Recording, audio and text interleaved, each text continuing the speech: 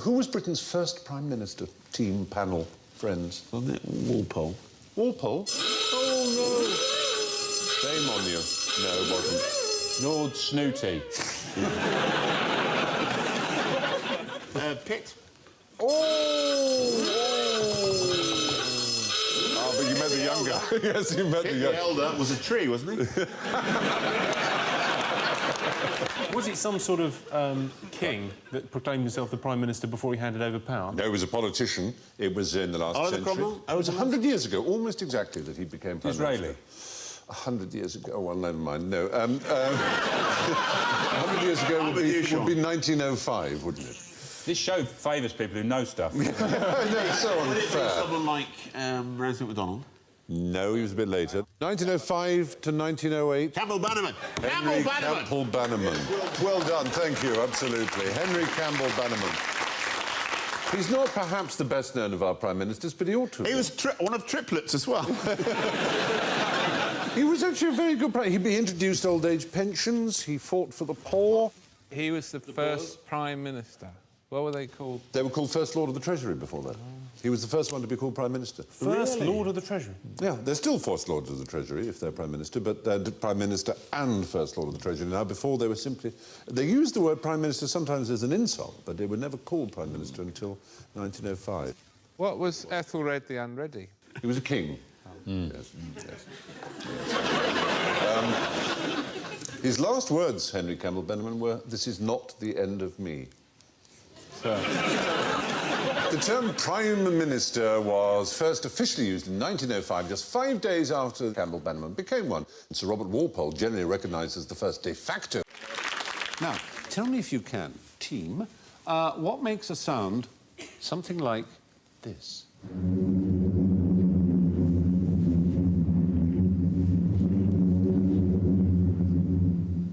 Is it a bee under a sink?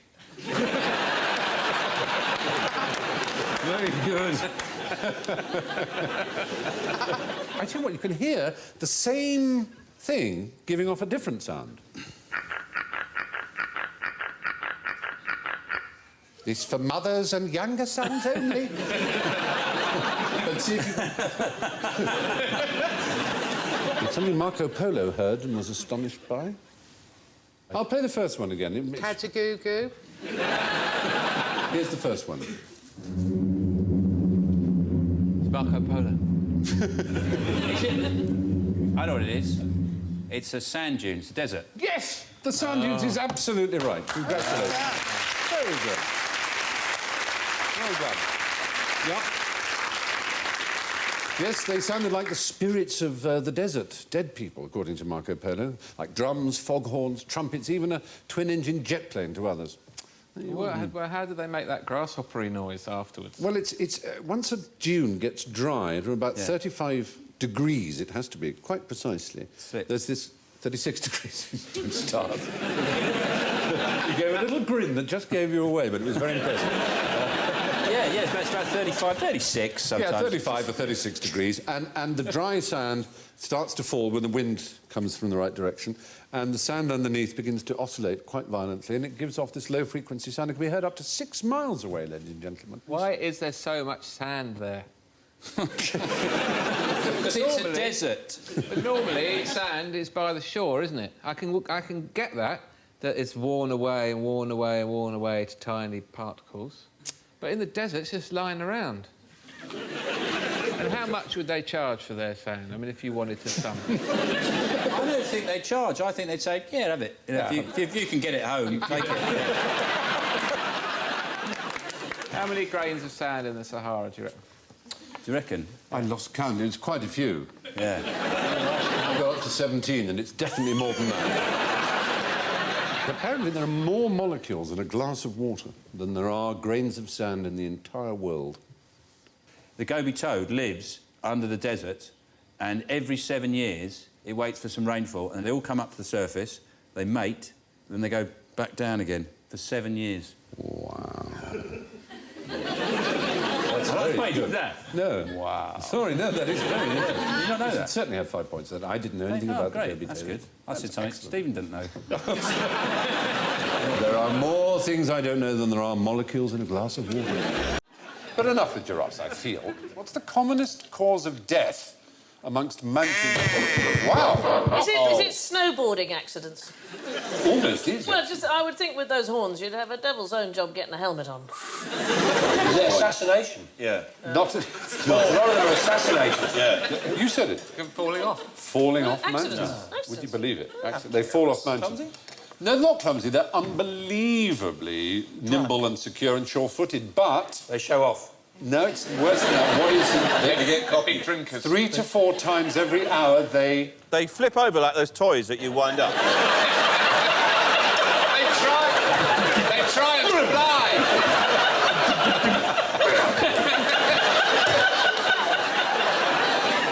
They use their horns to... Scratch their asses. Fighting. Fighting. They fight. Fighting. They flip them over. There they are, look. Look at that. And that's what... They knock Nobody each other goes. off the mount. They knock each other off each other's perches, there you are. Oh, heavens. Who put them up there? Yeah, I'm not sure that's an example of them. That isn't... Help! Hey, look! Help! It's the fastest growing tree in the world, and they all stand there and it goes... Oh, dear. They're going, well, I think we've cleaned this tree off. Let's go, shall we? Very little left here. I used to be a goat herdsman, so I could get them down for you, if you want. Wouldn't that just be a goat herd? Sorry? Wouldn't that just be a goat herd rather than a goat herdsman? Yeah, sorry. That's all right. When I was a goat herdsman... I'm a hill. I was a goat herd manny thing. Yeah. I could have got them down for you, no problems. Could you... What know the technique call. What goat herding technique would you have used? No. Really? That one moved. Yeah. That's right. Why do we say he's a bit of an old goat? Why do we say that? I don't think Randy... I think they are quite randy goats. I could sense after a few weeks they found me more and more attractive. Do you know why? Is it because they know we've got money? Money and Cars. They're actually quite shallow. I think they like They see the cars and the sexy clothes and the music and the gold. They're like wags. Yeah. Hey, maybe I Wives and get balls up. What it is our sweat under our arms. We have a sort of goaty smell, and female goats go mad for it. So if you wish to attract a female goat, a nanny, yep, that's it. Just waft a bit of your underarm at her. Cheese. Well, I used to be in the forest with 26 goats and I never got one approach. Not a nibble. Nothing. Now I feel quite hurt. Yeah. Now, what's the commonest metal in the human body? Ooh, that's a very good question. Iron. Iron? Oh dear, no. I think it's mercury. Oh dear, oh dear, oh dear, oh dear, oh dear. I think it must be calcium. Oh no, he's got it. He's got it. It's calcium. Absolutely right.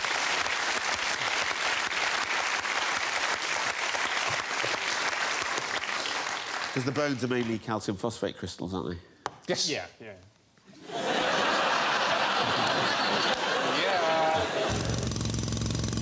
Wood. Calcium, atomic number 20. Last year, I learned all the atomic numbers of all the elements. Good Lord. Because I was helping my son to revise. And I've actually tried to forget them as much as I can since then, because it's just been so embarrassing Selenium? to know them all. Selenium, 30 something. I have no idea. I know it's close to arsenic because I saw It's it in the 34. film Evolution. It's 34. Selenium is 34, arsenic's 33. Very good. Isn't it good? But we calcium, should really put railings round you and have children come and stare Calcium, I at you. presume, because calcium phosphate is the main constituent of bones. Indeed, calcium is as a metal is almost never found in nature. Phosphorus is, of course, I think 15. Yeah, let's move aside from the slightly more... You're doing atomic number wheelies now. Wow! You pull up outside pubs and go, selenium, 32. Calcium comes from the Latin calx, isn't it? Meaning a stone or a pebble, yeah. from which we get calculus and calculation and recalcitrant and all kinds of words. There you are. It was discovered in 1808 by Sir I think Humphrey recalcitrant Davy. actually comes from calx meaning a hill, not calx meaning It's kicking back. You're right, you should have points for that. It is indeed from a heel, you're quite right. Now, this is a team game, isn't it? I'm on his team. And what's another name for the common cormorant? Yes, Rory. Sea crow. Oh, very good, it is. That's the right answer. Any other... The Latin name is Phylacrocorax. What are you going to say? Can I just give the Latin name? The cormorant is the Phylacrocorax carbo. The shag is Phylacrocorax aristotelis. It doesn't have the white face and the... This is brilliant. I mean, this is everything I've got written down. tosser, mate. Only... Oh, no. Poor Rory. It's a fair question. It's a fair question. I only get called tosser by other people. The reason sea crow is the actual word cormorant comes from Corvus marinus, which is the Latin for sea crow. Old swatty. Yeah. The Phylacrocorax graculus would be... It's the crested cormorant, isn't it? Yes, because the graculus is a jackdaw. No, a jackdaw is Corvus monedula. Yes, but it's another word. It's the actual Latin name. The actual Latin name for a jackdaw was graculus. OK, so let's not fall out over this, Stephen. No, it's what... No, I'm saying real Latin. No, you might be interested. If Roman people actually called birds things before they wanted.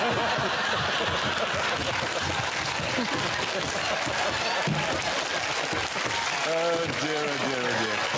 Something down there.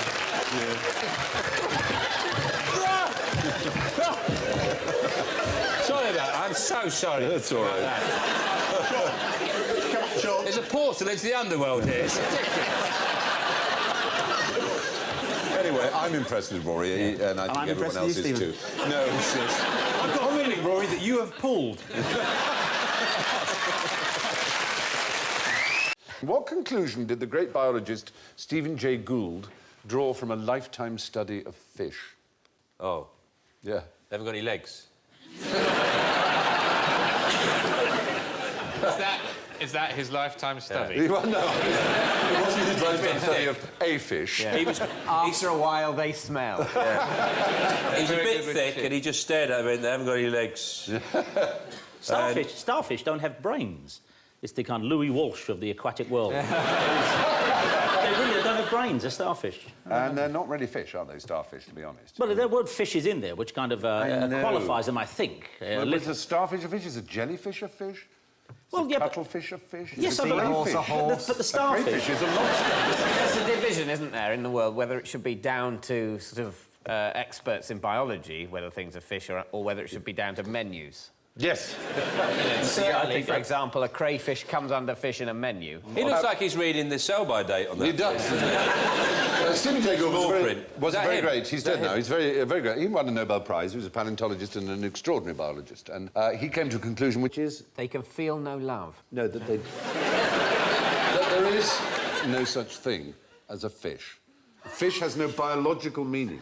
There is just... Well, I'm absolutely right. Go with menus. On a menu it does. But in a menu, a fish is not the same as shellfish or seafood, is it? It often comes in the same bit and separate from pudding. Things that live in the sea. Fish and a pudding are different. Yeah. How can something not be something? Something can't be not something, can it? If you've created a something, then something has to be that something, otherwise you haven't created a something. So it has to be a fish if there is the idea of a fish in the first place. I swear there's a philosophy somewhere. Slow down, Plato. There's some sort of ontological argument going there, and of course to us that we use the word fish. But biologically speaking, a salmon is more related to, say, a camel than it is to a hagfish. Like, there are lots of things that fly, like a bumblebee flies, a vulture flies, and there are flying lizards. They're not all birds. No. But we call things that swim in the sea fish, and actually, biologically, evolutionarily, they have absolutely nothing to do with each other at all. So, after a lifetime study of fish, biologist Stephen Jay Gould concluded that there's no such thing as a... Where would you put your ladder if you wanted to get into space? On top of the spaceship, on a rack. A red flag hanging off of it so some other spaceships don't follow you too closely. It's a conceptual question. How about this? Up against a wall of silence.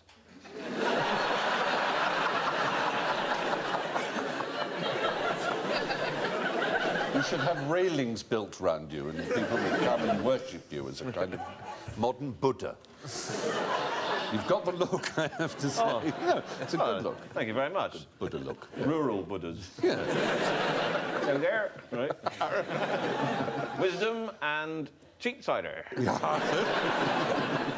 You're saying where you put the ladder, you'd assume, I suppose, the obvious answer is you'd put it on the highest point, like Everest. Yes, that wouldn't... It'd be a bit bumpy, wouldn't it? You couldn't get a good foothold on it. It's sometimes called a space ladder. It's more commonly called a space elevator. It is a genuine idea that has been worked on, and many people believe would have saved the space program an enormous amount of money in various ways, was to build a huge elevator that goes from Earth and is counterweighted at the other end and spin round incredibly fast.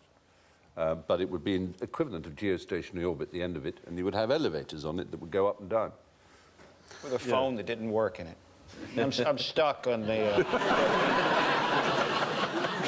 I'm about 87,000 miles. There's some right kind of beyond Venus. There's some kind of a door in the roof.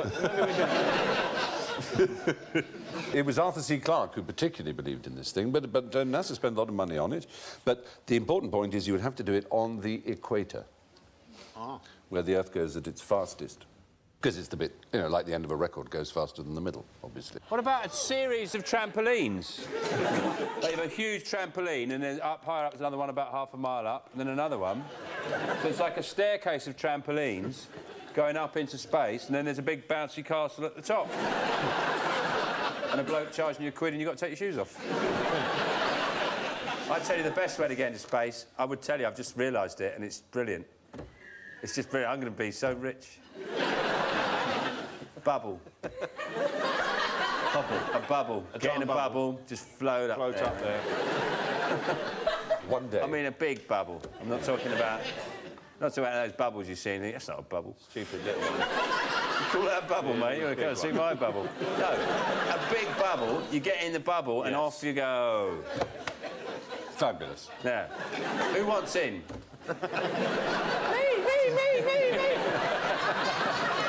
This is like the Dragon's Den for cranky ideas. How about this? You could just imagine. Oh, Bill. Huh? Bill, that's so beautiful. It's the wisdom of the rural Buddha.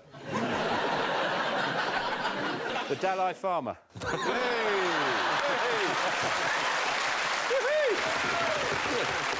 Very good. Excellent. I've been struggling with that for about 5 minutes. Got to be something in this. Oh, your synapses are firing beautifully. Use your synapses to fire people into space.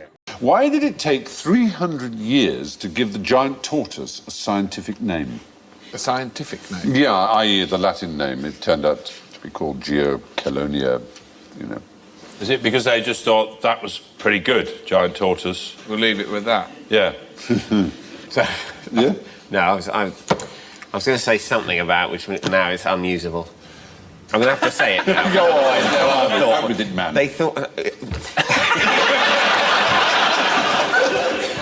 This better be They thought it was a normal tortoise, but closer. It was what I was going to say. You see what I mean? But I couldn't get that concept. It's like, would it be actually further away? And a normal one further away would be actually a minute one. Would they mistake a quite far away normal one for a miniaturised one? That's a bit ordinary. Yeah, but the thing that you're saying is that the tortoise could be. It's a further away. If they said... I like it. Oh, go that way. Yeah. If there was like a tortoise over there that was giant, but I for some reason thought it was just there, then I wouldn't think it was giant. I'd think it was just, oh, there's just one there. It was just a normal tortoise there, nothing about that. Oh my God, it's over there and it's back! It would have to be on a huge beach with no other points of reference. Well, yes, exactly. Yeah. Are they... That's not the reason. Are they particularly litigious? If you give me a name, I will sue you. No, it wasn't that. It's a nice thought again. No, they had another property which was most unfortunate for them to have. What, the tortoises did? Yeah. They were edible. They were so edible. Anyone, I mean... Anyone who saw one couldn't stop to think of a name for it. They just had to eat it straight away. Really? One of those... Yeah. Oh, Yes. they're cool. Do you know... Just get one, though, really. Very good. There's no Latin name for the pistachio nut. Exactly the same way. No one can be bothered. Just shut up with your Latin. Eat them. They're brilliant. That's what happened. No Latin name for Maltesers. None of them made it.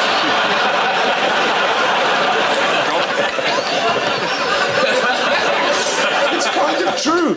None of them made it to London. None of them made it to Europe. Now this time, we're going to take it and we'll take London. Leave it. No. However, Take it back. Ferry coming into Dover, there's a bloke going... leaving the door with a tortoise instead. all right, look. Take 9 of them, we'll eat 8. And everyone's looking at it and going, come on. The seas become...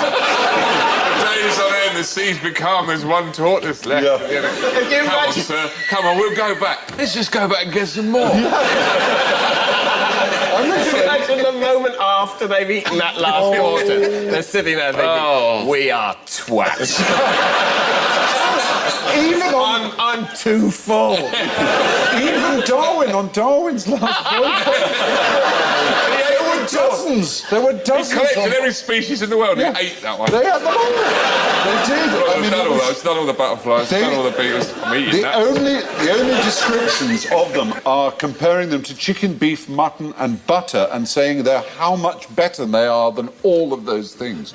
No one who'd ever eaten tortoise had ever eaten anything better. Why are they not farmed? And the liver and the bone marrow, every part of it was unbelievably Whereabouts delicious. are they from?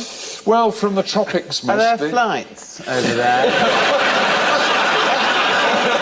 They are now protected. All 12 They're species. that delicious, they can't be. Well, they just say, yeah, we're protected them, they're all in there, no need to look.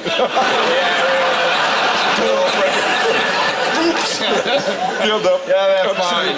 There's a border around them, like North Korea. Yeah. There's a big pile of shells, like those piles of tyres you see in a scrapyard. But there were some that survived, however, and let me tell you about a very extraordinary That one. bloke there, he's just befriending that one. Yeah, come over here, my pretty. I'm trying to think of a name for you.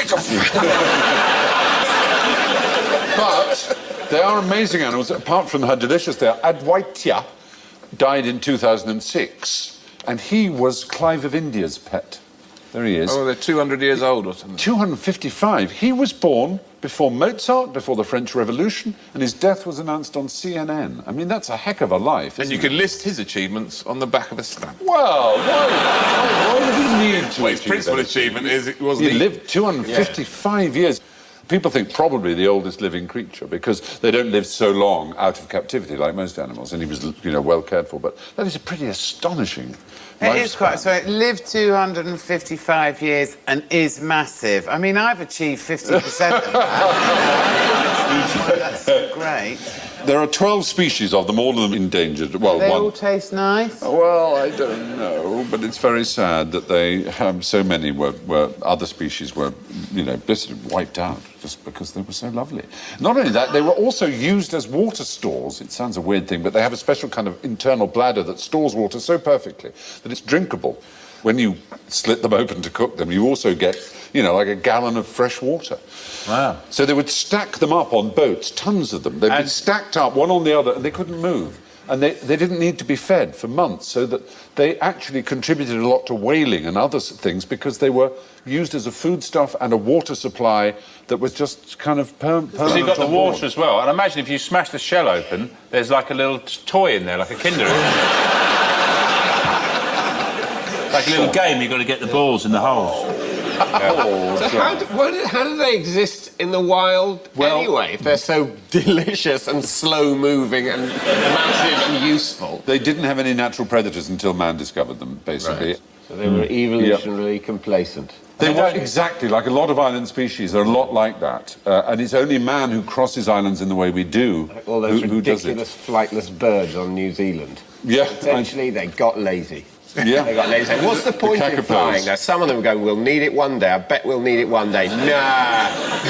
You're too anal, you are. Just walk around, it's easier.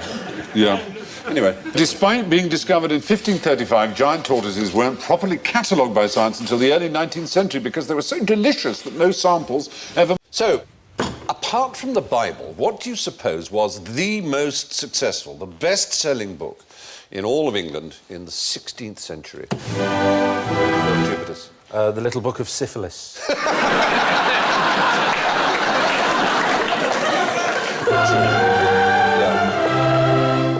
Highway Code? Oh, no. The Highwayman Code. The Highwayman Code. The G. It was a book of etiquette for school children, in fact, written by the great Dutch humanist Erasmus. Erasmus, it says on my card here, and I'm rather pleased to know this, he was a Dutch humanist and theologian, it says here, who was immensely influential in the Reformation and is the second most famous alumnus of Queen's College, Cambridge, after you. Yes! Well, isn't that exciting? But... A, that's not true. They're just trying to be sweet, and I don't have a portrait up. So what, this book was designed to teach children how to behave? Yes. Would you like to hear some of its pearls of wisdom? Love to, yeah. Do not be afraid of vomiting. It is not vomiting, but holding the vomit in your throat that is foul. No, what's foul is when you try and stop it. And it seeps through the fingers. No, it flies off like that. That's horrid. If you're on a tube or something and you're waiting to get to the station and you just can't wait and you think, oh, better to hold it in, and suddenly the pressure, it sprays. It sprays over everybody around you. Did he not put that in his book? He didn't. You should not offer your handkerchief to anyone unless it has been freshly washed. Nor is it seemly, after wiping your nose, to spread out your handkerchief and peer into it as if pearls and rubies might have fallen out of your head. Very good. Do not move back and forth on your chair. Doing so gives the impression of constantly breaking or trying to break wind. It does rather. Not as much as doing that does. Yeah, sideways. Oh, thank you. There we are, not there. All pretending. I did that in an exam once. Yeah. Farted, and someone thought I was cheating. So I was off. I said I wasn't looking, I was going, How can you win money from a casino? Magnets. Counting cards. Prostitution. Card counting, that's right. And they can spot that you're doing it. They have people that watch and know that you're doing it. They do know. And it was a chap who wrote a book, Ben something, no. Nevis. Awfully good. I interviewed the dude. Oh, you interviewed him? He's a maths teacher at a college and he gets some students. Was it MIT students, wasn't it? Yeah. And they went as an experiment, kind of. And he's been banned from casinos. It's not against the law, and you're not cheating. Actually, all you're doing is playing the game extremely well. Now what happens is that they have this amazing face recognition technology that all the casinos in the world buy into. If you went into a casino in Phoenix, say, and did some card counting, and they said, excuse me, sir, can you leave? They can't really take your winnings away from you. They just make you leave, unless they're criminals. They try and beat you up if they really dislike you. And you were to go into one in Macau, flew over the next day, they'd spot you as you came in. Their computers would pick you up. The face recognition say he's a card counter, because they would have been... they haven't got enough advantages. I know, but that's the thing. They're just there to make money. And how do they spot that you're card counting unless you sit there and go, a 7, 5, a jack, bust.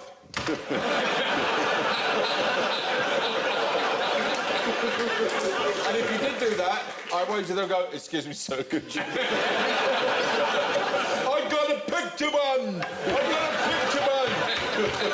Well, that's maybe the way you disguise it. Yeah. Well, of course, what they do is they do it in teams, and they have very clever ways. You're doing that. The guy at the other end's counting the cards. The perfect... Yeah. Well, you're right. That was the system that Ben Campbell, the guy you interviewed. Ben Campbell, remember him? Yes. Yes, that's it. That was his system. But oddly enough, they've tried to do it with roulette. How would you do it with roulette? Count the spins. You stop it. Count the ball. Stop it, stop time. And then you only can move. Everyone else is frozen in time. And then you get the ball and put it exactly where you want. And then go, everyone back in the room. Why not just help yourself to all the money in the place while you've stopped time? Because Well, eventually, you'd have to stop time and bring them back in, and they'd know. They go, something's missing. If you won, they'd go, wow, you've done it again. I know how you win. And I'll feel my pants on over its time. I know how you win. Well, you would, wouldn't you? You'd take all the money and you'd fiddle with people. So long! You would! What you've got to watch out for is you've just got to watch. You don't play one of the tables where the croupier, once he spins it, goes like this with his hand. Yes. Yeah, that's it. They just go, place your bets, and then he goes. It seems that the only honest way to win money from a casino is by playing blackjack extremely well and counting. But if you do that... How upset are the Germans about the 1966 World Cup? Well, very, I would say.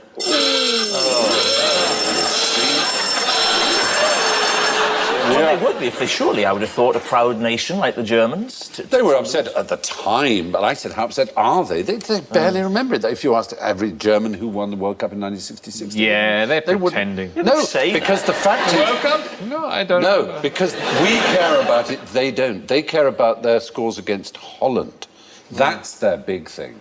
They really, honestly, if you ask the average German, they're just... 66. They really don't know. Oh, did you? Well done. You know, international. For us, it was like everything. Wow, we won. But they, in 1974, beat the Dutch, and that to them was the one they really, really care about. But surely, the Dutch have never provided a great deal of opposition to them. Generally, in history, they've just walked into Holland whenever they fancied it. Oh, in that sense. Any time they want, they just go into Holland, which is just like spin the windmill. I haven't mentioned it yet.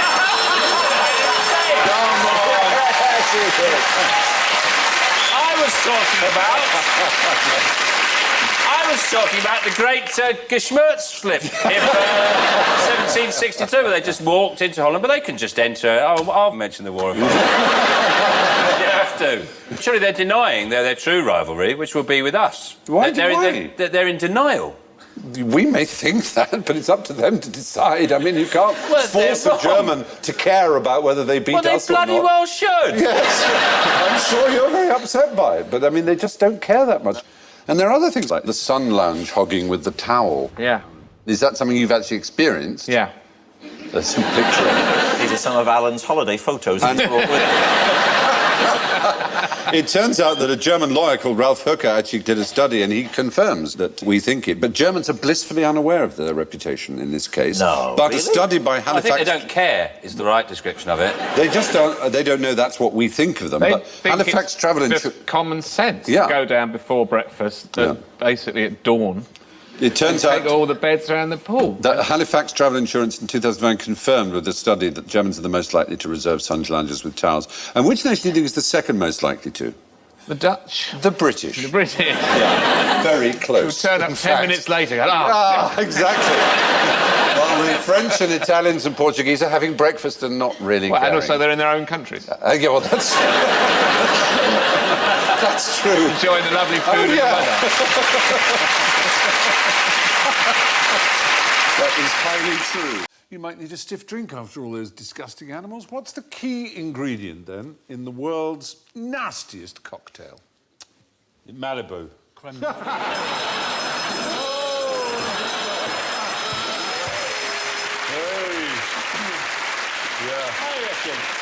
reckon you've got someone a really good, quick type who just goes... We're after a nasty cocktail. Is it a genuine drink? It's a genuine cocktail that is served in a genuine bar in a genuine place in a genuine country. It's one place. There's one place, and it's probably... Clue? It's a part of the body. We're in a country that is sort of known for its cleanliness, probably, more than anything else, and for its... Switzerland. Canada, which they say of Toronto, it's New York run by the Swiss, so it's that kind of a place. But this is in the Yukon, in a mining bar, the downtown hotel, Dawson City. It's a part of a human being. An eye? Toenails. Well, toenails is good enough. Bogey. It's a toe. A toe. Toe. Yeah. The sour toe cocktail is the spécialité de la maison in the downtown hotel. Where did they get the toe? Yeah. Well, there's a whole story there.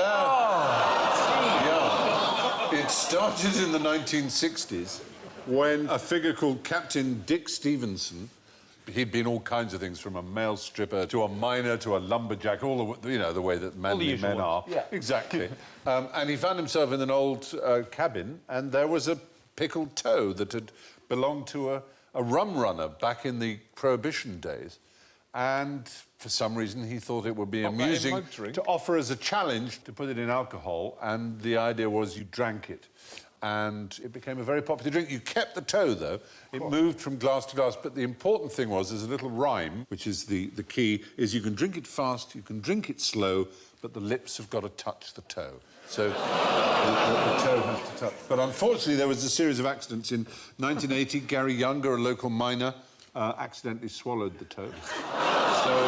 So they found another one, this very nice lady called Mrs. Lawrence of Alberta, whose middle toe was amputated due to an inoperable corn, donated it. So you were then drinking a toe that not only was amputated, but had a hideous corn on it. And people... That lasted well. It didn't have to be alcohol. I've drunk worse than that. I remember being at a party once, no glasses, drinking tea and Maria out of a dog bowl. Wow. So, yeah, no glasses. That's chicken, it's fine. So, yeah, they've gone through a lot of toes now. In fact, they have a collection. People know about this bar, so they donate their toes if they're going to be amputated. So they have some packed in rock salt in the back. You can choose your toe to have with He it. looks like he finds it hilarious. I can imagine going, hee, you're gonna have to drink the toe!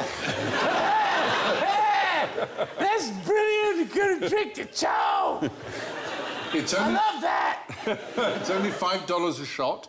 They reckon 35,000 people have done it. Yeah. It's quite popular. I mean, you're likely to pass on germs, though, aren't you? All those people touching the same toe seems very unsavoury. Yes. Is a toe supposed to retain any flavour? Is it has it been pickled in a way that makes the drink more interesting, or is it just for the? It's just so you can say you've done it these days, isn't it? It's pretty, but it's leather now, I would imagine, isn't it? Well, leather and a hint of nail varnish. Anyway, there we are. Yeah, that's the Downtown Hotel in Dawson City in the Yukon, and it offers its patrons the sour toe cocktail, the liquor of your choice, garnished with a service. One of the biggest problems faced by explorers, as you can probably imagine, is that of language. Alan and Bill, I would like you two to imagine that you are two of the Pilgrim Fathers who've arrived on the Mayflower in the coast of the United States or America. Right. And I would like Rich and Sean to imagine you are Native Americans who meet them. How, you can use sign language if you like, would you communicate? I would immediately read from the Book of Common Prayer. Hail, savage. Hi, how are you?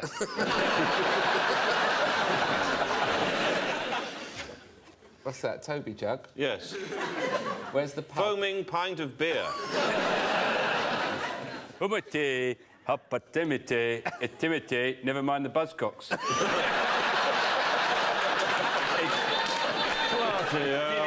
Jonathan Creek. What's about?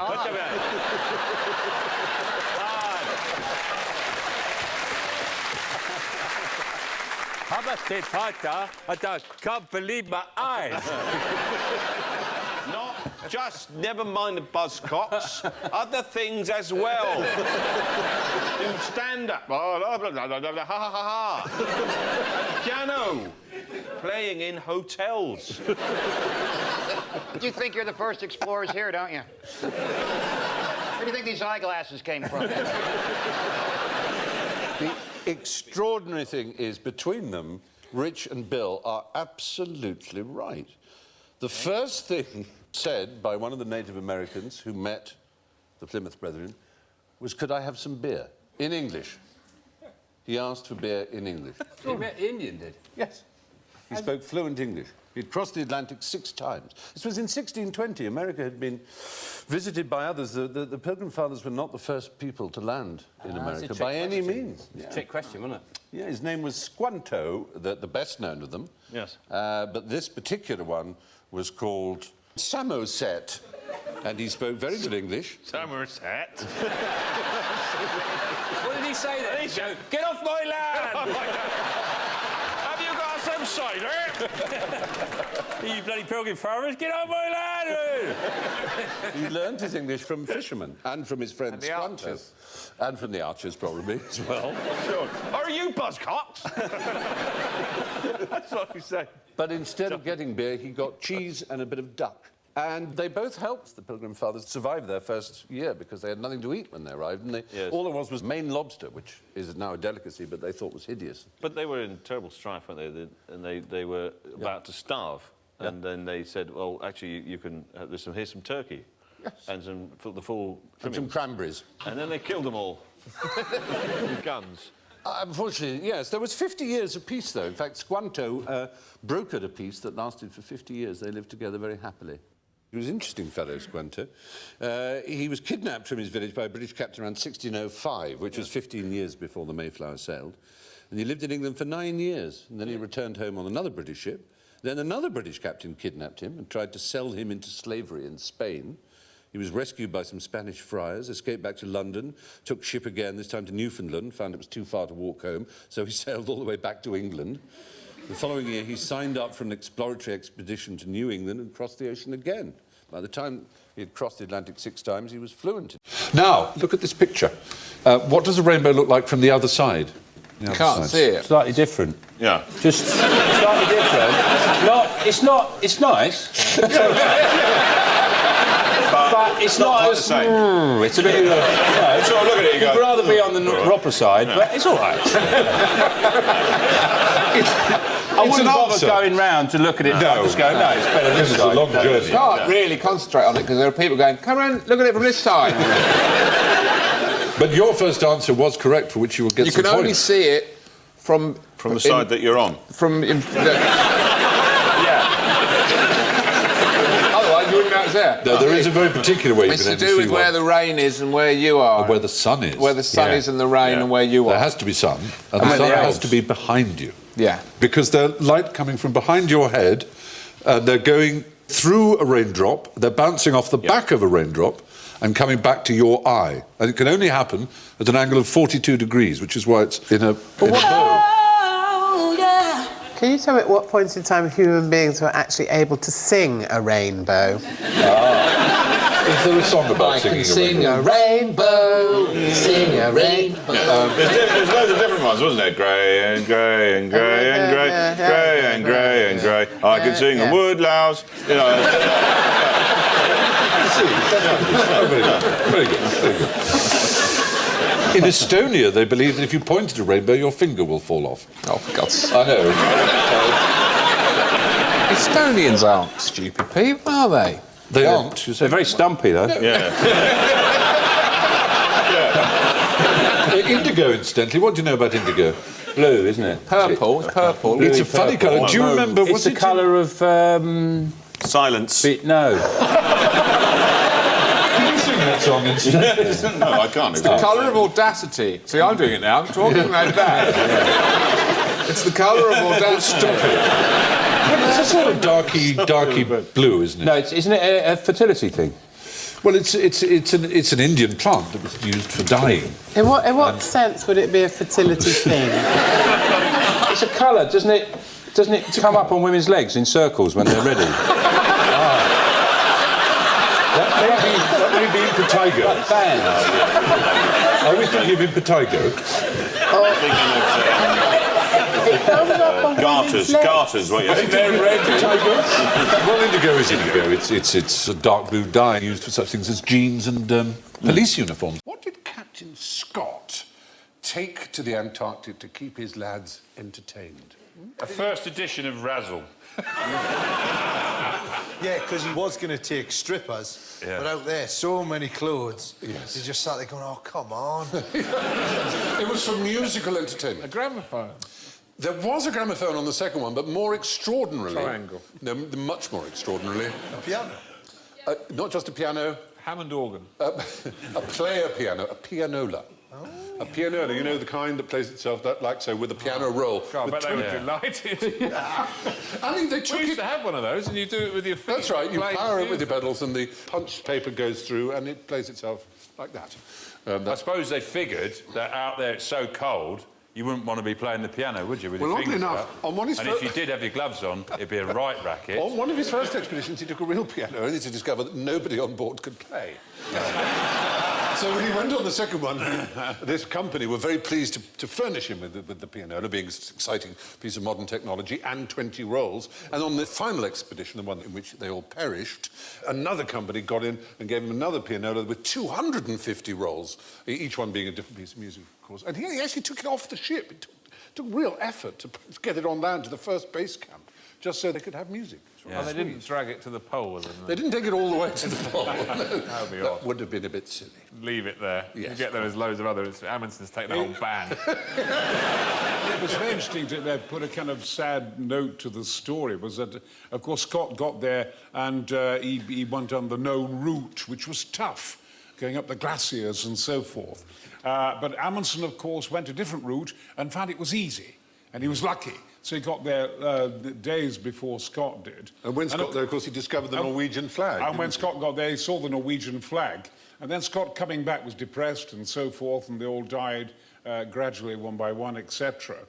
But Amundsen got back to Norway, and he was in the bath. And his wife came into the bathroom and said, "Scott has died," on the way back from the South Pole. And Amundsen said, "He's beaten me." Oh, really? Yes, because he meant by dying, it was Scott of the Antarctic and not Amundsen of the Antarctic. He just became a hero. Well, he became a hero. What he should have said was, "Can I have his piano?" Well, the one on the left of the photograph is the famous Oates, who, if you remember, was the one who sacrificed his life, who left the tent, said, "Oh, maybe some time." Yeah, and there's Scott in the middle. Do you remember the rather moving, the last words he wrote in his diary, which when they discovered... We took risks, we knew we were taking them, and things have come out against us. Therefore, we have no reason to complain. He ended with the words, "For God's sake, look after our people." Yes. Why did the Victorians legislate against male homosexuality, but not against lesbian... Oh.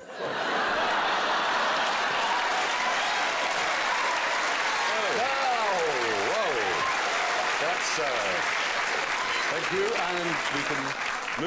Moving on. Why... Oh, dear. Why didn't they legislate against lesbianism in the same thing? Yes.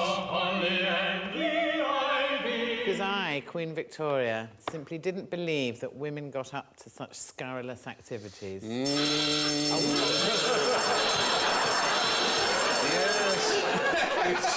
You're really going right for them, aren't you? Get that one. Happy Christmas to me. You know, the fact is there's no truth in that odd rumour that Queen Victoria had them cut out any reference to lesbianism because she thought it didn't exist. Even if she'd questioned the law, she would have sparked virtually a revolution. That she had no power whatsoever to have any influence on any legislation. It would have been completely unthinkable. Do you know the name of the law? It was in 1885. It was called the Labouchere Amendment.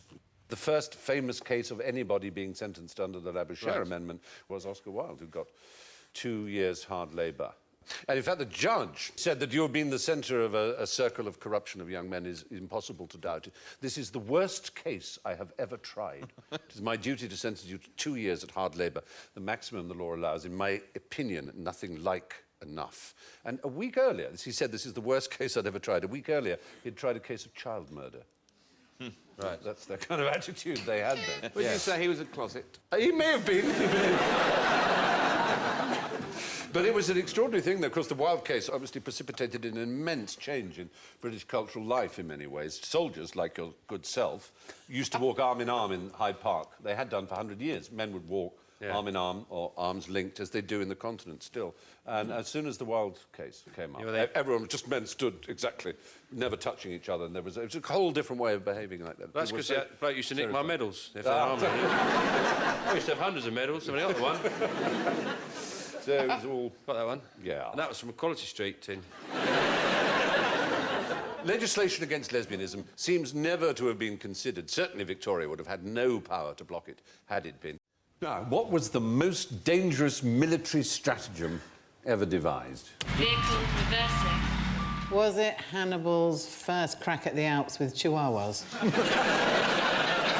The purpose of this one was to terrify the enemy. Imagine you're in the front line of an army and you're massing against the front line of another army, and the front line of the opposing army does something so extraordinary that you think, oh, my God, we're never going to beat them. Is it from a Carry On film? Is it when they lifted their, kilts and they didn't wear pants? It was amazing. Carry On Braveheart. No, it's neither of those. They flagellate themselves. They insert something within them. They chop their own heads off. They chop their own heads off. Their own heads The off? front line of the army chops their heads off. How you do that? Grab your hair and just slice with a very sharp sword. Who was that then? The Scots Guards? This was in 496 BC. It would be the Swiss army, because they'd have something on one of those little knives. No, to do that, wouldn't they? Self-decapitation. It's a country you know well, and you're wearing its flag at the moment. This is the flag of Vietnam. Well, that's right. We're talking 496 BC, the army of King Gujian of Yue. And he had convicted criminals in the front line and told them they had to cut their own heads off. You may say, well, why would they do that? What's the worst that could happen? The worst that could happen is if they didn't, then all their families and all their children would be massacred as well. F*** it.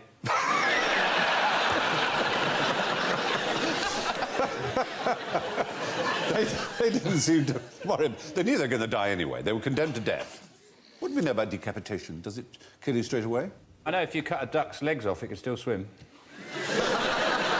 It can float, but it can't swim. Floating I'll leave a little bit of stumpage. No. It wouldn't be able to, it would have to catch the currents. It would evolve into a whole different animal. It would probably get a wing up as a sail or something like that.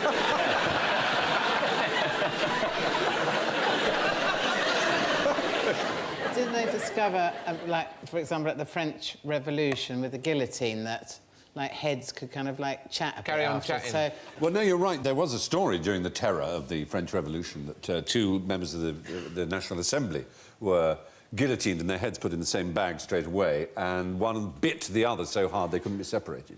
What, just the heads? That's holding a grudge, isn't it? For all intents and purposes, you're dead. Let it go. Yeah, you didn't get on. Whatever. Now, here's one of the oddest things about Iceland is, well, I'll show you. Have a look at this. These are Icelandic. What do you reckon they are? Legs. Yes. If I were to tell you that those are empty, does that help? Hollow leg. Yeah. Oh, are they Icelandic cock pants? Is it because, like, when you go out on the beach, everything shrinks? So you basically just put them on, and then it gives you a little bit of... Just, yeah, profile. bit Are extra. they a pair of trousers, a pair of ski pants? They are a pair of trousers made of human skin. Nice. Yeah. They are on display at the Icelandic Museum of Witchcraft, which is an extraordinary place because Icelandic witchcraft is pretty odd. And what happens is you ask a friend, right, that when he dies, can you have his skin? Can I have your legs? And if he gives you permission, you then flay the skin below the waist, all of it completely in one piece, right? And you wear them as sort of tights, right? It gets weirder. You then have to steal from a widow a coin. And you put the coin inside the scrotal area, the sac there, which you see the whole thing is more or less complete. If it's a blow. With a written incantation. And then... You open a bank. And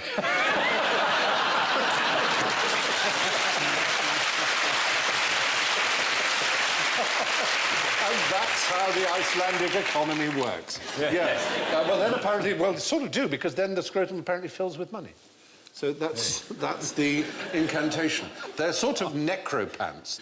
There is an official word for them. Necropants. Yeah, dead pants, yeah. That's the sort of thing you see advertised at 3 o'clock in the morning. Euro. Do you want necro pants?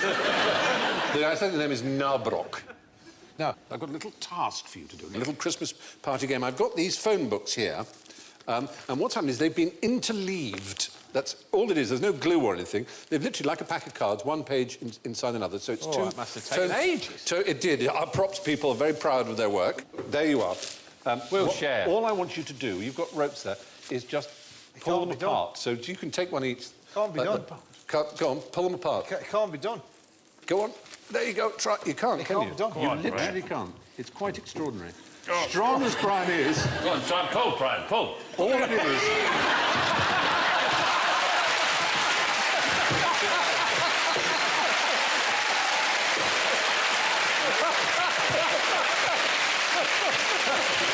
Sean's alive!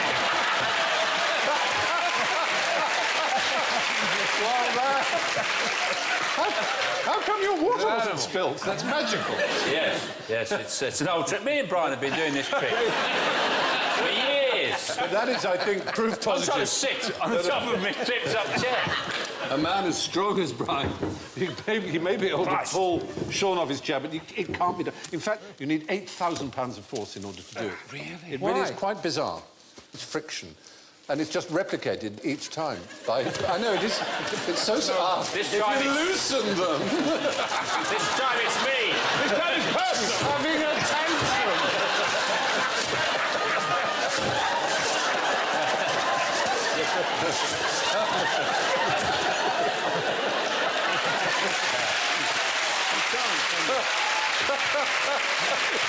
Still can't do it.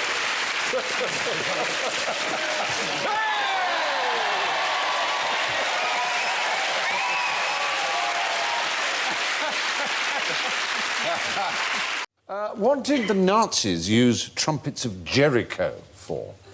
Was it lift music? It wasn't. Did they come up with some foul weapon that was to bring down the walls of cities and towns and things? Yes, No, dear. I'm afraid... I kind of thought that was going to happen, but... Joshua in the Bible, of course, brought down supposedly the walls of the city of Jericho using trumpet, though apparently archaeologists say Jericho had no walls, but then right. So it's a pretty easy job. Who knows? No, this is the Ju-87. Does that help? Junkers. Junkers, absolutely. Known as a particular kind. 88. Oh, The Stuka. The Stuka. Yes, the siren, the whistling siren when they dive in. The whistling sound. That's right. They had a... I used to go back as a kid. No, but then the Stukas start coming. Yeah. Do you want to hear them? It's that noise. That noise was a propeller driving a siren, just deliberately put on to scare the bejesus. Screaming siren. That's right. They called it the Trumpet of Jericho, yeah.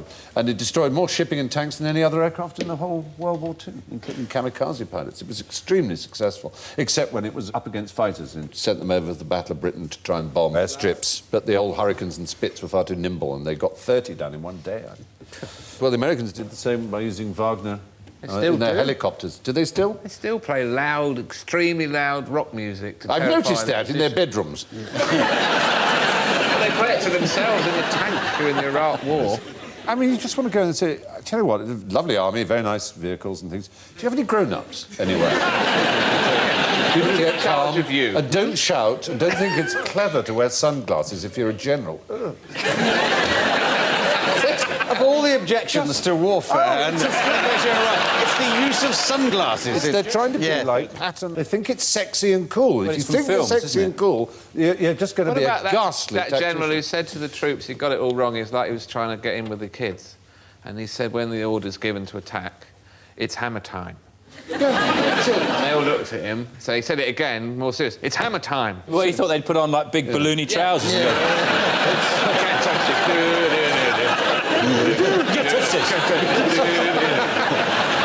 There were 7 Roman emperors who bore the name Caesar, not counting Julius, who started the whole thing, but of course wasn't himself an emperor. We all know what he did. He came, he saw, he conquered. But what did Nero do?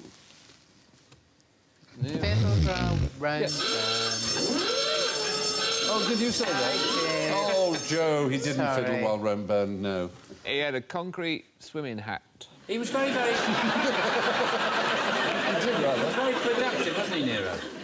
He built most of Rome, not the Rome you see. Well, he rebuilt it after it was burned down, indeed. Did he have an enormous gold statue of himself built? Incredibly vain and stupid. And Vain is the like word. His dying words were, "What an artist dies in me." And he played... Was there someone in him? And of course...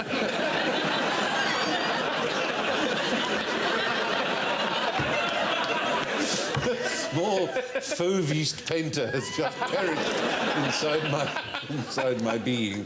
Well, anyway, no, of course, the fiddle didn't exist in Roman days. The fiddle was invented, in the 15th century, I think, something like that. So he would have played Kithara or something, a sort of lyre-like thing. But was he doing it like a sort of fire engine alarm? Like... Well, there's some evidence he did try and put the fire out, actually. He blamed a small sect of people for the fire. It was a very useful scapegoat. The gays. No. Even smaller, slightly less well-dressed, and oddly enough, to this day, enemies of the gays. It wasn't the Chavies. No, it was even worse than the... It was those damned Christians, yes. Nero, played by Christopher Biggins, of course, in TV's popular I Clavdivs. I Chapdivs. Yeah. Some people think he may have even been playing bagpipes when he was watching... Christopher Biggins? No, he is actually that size. Bagpipes, I'm sorry. Yes. No, can't be having it. Mm. They have this tuning, and it's odd that Scots do that when they talk. I'm not sure. Very odd, though. So anyway, there we are. There's old Nero, whatever it was. He was eventually booed off, of course, and succeeded by a more popular entertainer who was called Galbus, Servius Galbus Caesar Augustus, to be precise. And he got rid of bagpipe performances and he replaced them with tightrope walking elephants. So tell me, what good did the Great Fire of London do? Pretender. I'm risking it here, but I don't care. Wiped out the plague. Oh, dear It was taught in school, so you've got every reason to think it, but it's just simply not true. There's no evidence whatsoever. Apart from anything else, the plague was already over. Well, yeah, but it wiped out the conditions in which it could have come back. Not really, because the plague was mostly in the suburbs, not in the city. The city was not the place that was most affected by the plague, but it was the place that was destroyed by the fire. By the time September 1666 happened, which was the fire, there were very few deaths. It had gone down to... It had almost ended. No one quite knows why it ended, but it certainly wasn't the fire.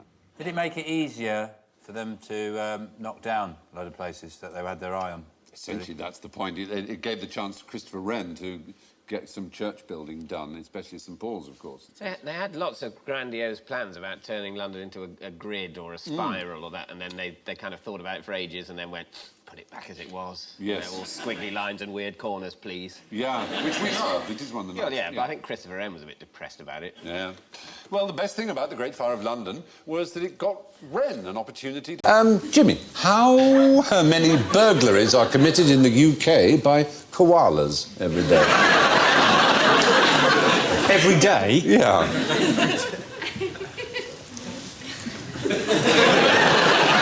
Well, I'm guessing it's quite a low figure. Now, are we talking breaking and entering or planning to deprive of property on a continual basis because they're different charges? The thing about koalas is they are the most law-abiding of all the bears. Of course, they're not bears.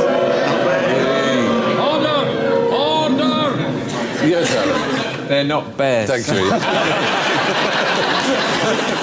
They've got a very long intestine. They sleep for 22 hours a day. Yeah. I'll tell you what, though, all the indigenous mammals in Australasia are marsupials. Are therefore not mammals. Yeah. Yes. This is fantastic. Did you know that? They're cats. They're cats, all of them. I think they're big. Try to say something clever. Sorry, back to the knob gags. Well, no, fair point. The things that are almost like furry, but aren't. Well, if I said almost like furry, I would have sounded like Alan. There'd be no point to that. I was trying to be all clever. Sorry, that koala, it looks like he's waiting for the fire brigade. Look at his paws, though. I was going to say, what's your favourite bit of the koala? The paws are gorgeous. Do you like the little hand? I like the cock. Oh, stop. I told you. Fluffy ears, or the little hard-nosy bit. I want you, though, to concentrate on the paws. I like the lips toasted. Concentrate. Yes, I've Jimmy. got it. Fingerprints, because koala fingerprints are indistinguishable from human fingerprints. Fingerprints is right, Jimmy. Well, let's have a look. Let's see some human prints, some koala prints, and maybe some chimpanzee prints. Which is which, would you say? Human print is on the left. No, it's not. It's in the middle. So what's that? Human in the middle? Yes. Right, and chimpanzee and... Oh, chimpanzee is on the right, and that one over there, that's a koala. I'm mistaken. Oh, I wonder if you're right. No, it's a human on the left and a koala in the middle and a chimpanzee on the right. And even under a scanning electron microscope, it's incredibly hard to see any difference between a koala print and a human print. And the chimpanzee is very closely That's related. extraordinary, because the koala evolved in isolation in Australasia. It's called convergent evolution, where things that are evolving completely separately come up with similar solutions. Or they were all made by God. Or they were all made by God.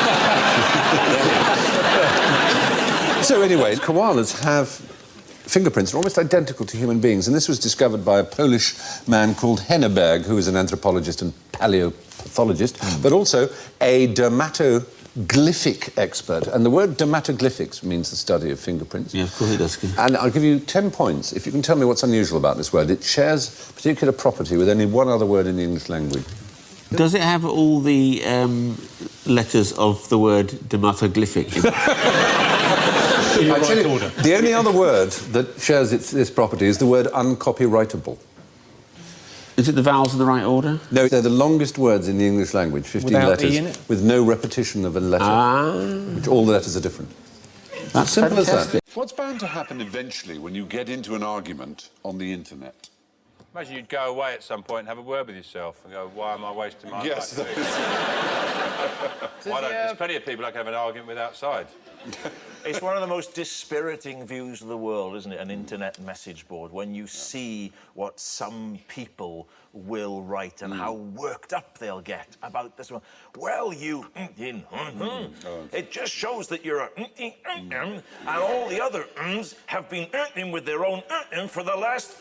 Why don't you... Sounds like they've got a problem with their keyboard. They've got...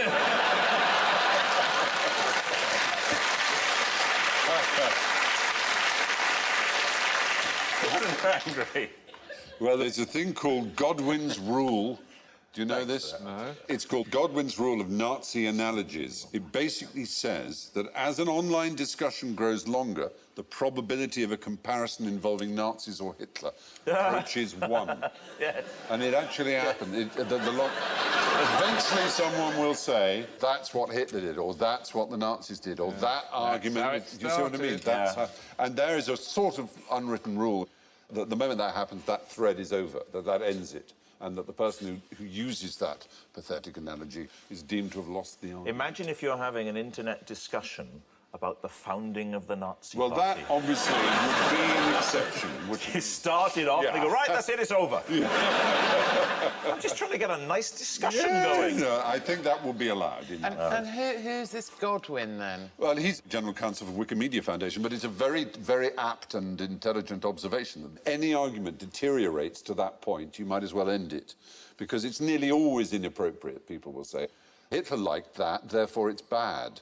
Or Hitler didn't like that, therefore it's good, you know. Hitler, for example, was massively opposed to fox hunting. He thought it was cruel and terrible, and so he banned it. So therefore it must be right, because Hitler, you know, that's just a mad argument. You know? Oh, my God, look at his socks. That's what Hitler. Whoa! I've lost the argument. But you see, he's brought in Hitler to prove that your socks are bad. Yeah, but I feel in the broader picture, I've come off the worst out of this. Yeah. Reductio ad Hitlerum, it's called. Are you saying he looks like a knobhead? Well... Yeah, so you're saying Hitler looks like a knobhead now? He looks like he's turning around to someone saying, look, I'm ready, are you? You've been hours getting dressed, let's just go out. He doesn't look that.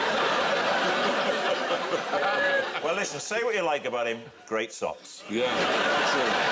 How would you use a Monopoly set to escape from a prison camp? I could see how you might use a buckaroo.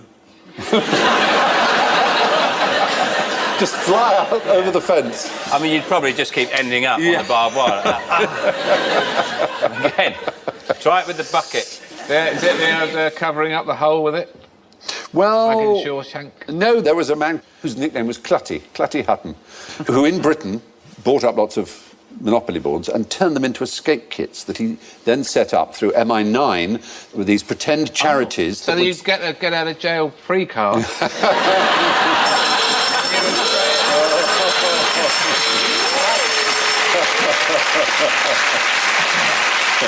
That's a very good idea. It was. No, what was brilliant Cunning was the secret that hidden in the Monopoly board were incredibly useful things. Like a small dog, a tiny hat, and a little ship. There would be real money interspersed with the Monopoly money. There would be maps on silk, because they obviously tried it on paper. It's too bulky and rustly, but on silk, on parachute silk, you get an enormous amount of detail and tiny. That's an example of his earlier work, putting a compass in a military tunic button. The Germans got wise to this. They'd unscrew them, eat the buttons, and they'd see it. So then they reversed the thread. So when the Germans unscrewed it, they in fact tightened the button. Then they got wise to that. So then he used razor blades, which were magnetized at one end, so that when they were attached to something metal, they would spin round with the G of Gillette would point north, which was very good. So they were well disguised. They said, now look, we put the normal thread on. Yeah. Old Kraut, he's unscrewing it. Then what we've done is we've put it the other way. So when he's unscrewing it, it's actually tightening it. That's right. Now we've gone a step further. We're down one here, you can't get the top off. Isn't there a flaw in that, sir? Don't complicate it. Don't complicate it, Perkins. No one's going to see this bloody compass, that's for sure. Give it a try. You won't get it off. Oh, very good, sir. In many ways, it's become what I call a button. If I was the German camp commandant, I'd have made them all wear duffel coats. If it was me, if I was in charge, I would have started shipping out giant Jengas. Would you? Well, then you just build them up. You know the Jengas you get in pub gardens? Yes. Just massive ones, just hop over the fence. Brilliant. If only you'd been in charge then. Or snakes and ladders, but with actual ladders. Yes. And real snakes that scare the Germans. Scare the Germans. Good British snakes who didn't like the look of a German soldier and would go up to them and go... What about if they gave them toy tanks, but really big ones? And then they could turn around and go, take this, Jerry. In the Battle of the Bulge, who were the stomach division? The Germans. They were a German division, a German... a regiment of darts players. They were a division. Like that, yeah. Certainly a good description. Jockey Wilson, Eric Bristow. So we're clear on what the Battle of the Bulge was. The Battle of the Bulge is in Belgium, the Second World War. Yes. When the Allies were advancing and the Germans went for one big counter-offensive. The last great counter-offensive. It was the largest land battle. Successful. It was so successful that they made a film about it. It delayed the Americans. It was the largest infantry battle in American military history and the bloodiest. 600,000 Americans were involved, which is more than the whole of the Battle of Gettysburg. Yeah. Let's face it, had Americans on both sides. Yeah. It was called the Bulge because... Because the battle line was drawn out like that, and the bulge was the That's right. The German army. advance counterattack was made a bulge in the line. We're talking about very late 1944, exactly. Yeah. And so the Stalin's Red Army is pushing through through Poland and towards Germany. And there's so few men, there's so few German soldiers left after all this fighting, that they decide that they must use people who've got a sick note, but it's only for a very slight problem, like a little tummy bug. And so all the people who were off sick, who had stomach problems, were marshalled into a division of the 70th Infantry of the Wehrmacht called the Stomach Division. They all had the They had to fight... Well, they, of course, displayed outstanding guts, you might say. But they were given their own latrines and their own special diet. And are given a wide berth by most of the others. So they were called the Stomach Division because they were ill? Yeah. And they were called up at the last minute? They were called up. Yeah, that's right. I mean, there are various things, like if you had a leg missing or, very severe illnesses, you would be exempt. But they reckon that... a bit of windy pot. The German... Get out there. Exactly. Durchfall. Get stuck in, son. Durchfall is the rather good German word for diarrhea, which just means literally... Throughfall. Durchfall. So, you're right. It was the Wehrmacht 70th Infantry that were known as the Stomach Division. Due to indisposition, they were unable to attend the Battle of Bulge itself. Yes. All 10,000 of them were mopped up by the Canadians. What's the most repeated TV show of all time? Top Gear. It is. You do get a lot There's of Top not Gear. a time of day when it is not possible to watch Top Gear. It's true. It is on, and it's always a different one. But this one is one programme. One show that's the one show. It's the most repeated show. It's a German show. It's a British comedian. Two Called British comedians. The Duchess. Sorry? It's called The Duchess or something like that. I Or think you know what I'm referring to, yeah. The waiter or lady somebody. It's, yeah, it's a British comic being a waiter to a posh... It's called Dinner for One. That's right, yeah. And it's shown on every channel in Germany on December the 31st every year and has been since 1972. Oh, and I know who's in it as well. Yes. Freddie Frinton. Freddie Frinton, you're right, plays a butler who has to serve a Christmas dinner for his mistress, played by May Ward, who's rather mad and old, and pretend that there are other people there, and he pours out drinks for them and gets drunk himself. You can see a bit of it, here you are.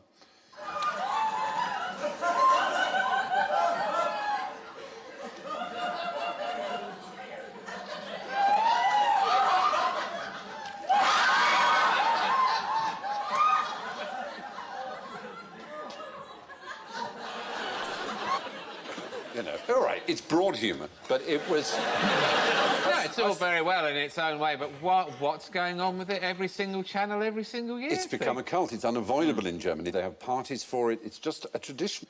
It was a sketch done in 1920. They used to do it, you know, on the halls and all around the other places like that. And a German TV presenter saw it in 1963 and thought it was amusing and said, come and do it on German television. So they did it on German television once, then they did it again to record it. In 1972 they showed it, and they've showed it ever since. And it's become so popular. I think, to give the Germans their credit, they laugh as much ironically at it as we would if we saw it. It's just one of those things that happens to have become an extraordinary tradition. I'm quite glad we've got the Great Escape over here. That's our tradition. If you might exactly... Not on every channel. Not on every channel, I agree. It is pretty extreme. It's almost impossible to avoid. Dinner for One with Freddie Frinton. What did Uncle Wiggly Wings ever do for Germany? It sounds like a children's character, Uncle Wiggly Wings. Well, he was someone who helped children. What are we looking at here? We're looking from a high point down on children who are looking... Abandoned orphans calling to a helicopter to please airlift me out of here. Airlift is a good word. Stick with the word airlift. What does airlift in Germany bring to mind? Berlin. The Berlin airlift. The war. No, it doesn't. It's not the war. The Cold War you can mention, all right. When they blockaded Berlin. West Berlin. Yes, the Russians completely closed off the city of Berlin, which was in their sector, the eastern sector, in 1948. And for over a year, Berlin was completely cut off from the rest of the world. And so they dropped food, millions of tons of food. The Americans, the British, so on, dropped it. And there was an American pilot who had 2 sticks of gum, and he gave it to some kids, and he said, if you'd share it amongst each other, I'll come back tomorrow and I'll give you more candy. And so when he flew over the last time, he wiggled his wings over them and dropped some chocolate. And he'd do this each day. More and more children came, and it took on and became a huge propaganda coup for every year. And it was called Operation Little Victuals. And children in America provided their own candy, and of course the candy corporations caught on. And huge tonnage of sweets. It sounds lovely, but do you imagine a Terry's chocolate orange heading down at you at great speed? But you see what that boy's holding out there is the little hanky-style That's no parachutes. match for the Terry's chocolate orange. Of course, the chocolate orange could have landed like the bouncing bomb that it did in the war. Oh, no.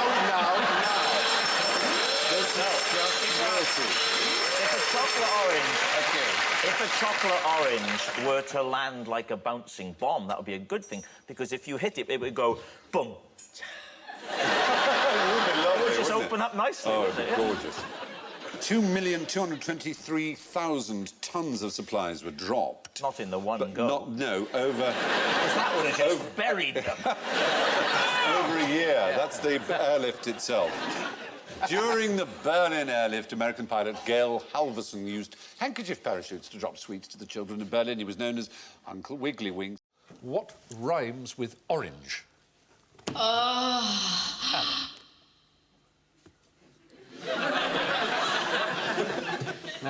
Nothing. Oh, dear. Oh, Lordy bless. Flange. Flange. Orange. Can you think of any words that might rhyme with it? Orange. Orange would rhyme with it, yeah. I don't think there is such a thing as borage. There's borage. No, borage. That's what you suck up. Sir, Locke's making it up, sir. terribly close, because there's Bloringe. Bloringe? It's a place. Anyone know where Bloringe is? Well, it sounds like it's in Belgium. No, closer to home. Bloringe. Wales. Wales it is. It is. It overlooks Abergavenny. It has a famous car park. Well, it has a horse is buried there, a famous horse called Fox Hunter. There's also Gorringe. If you say porridge with a cold. Yeah. Yes. Porridge. Cold. Have some porridge, please. Lester Piggott, he goes, oh, we're for breakfast, Lester. Porridge. Porridge. Here's some porridge. I'm sure that Richard Whiteley on Countdown said that nothing rhymes with orange. He may well have done, but we're here to explode the myths of the Richard Whiteleys. Load Richard I saw him interviewing 2 Bluebell dancers once. Really? I thought he was going to have a coronary. Could I have 2 from the top? Very good. Here we are, Gorringe. It's a surname. It's probably the same root as Goering. My prep school tailors were called Gorringe, funnily enough. Really? We get our uniforms made, yeah. You had a tailor? For, like, a suit you wear when you're 5? There was... Were you born in the 1850s? You had... I shall measure up, young sir. With shorts and cap. Particular outfitter. It was the school outfitter. All right. Which was a tailoring shop, an outfit, school outfit called Gorringe. Which side does young sir dress on? There's nothing really to worry about. You should know that. It's written on the toilet wall. Oh, heavens, why did I mention that? That's You want to get measured up for sure?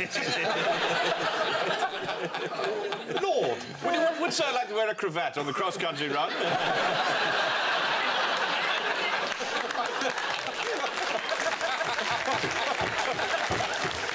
Oh, you're all such beasts. Yeah. Well, anyway, Gorringe is a splendid English surname. I suggest a common band for geography.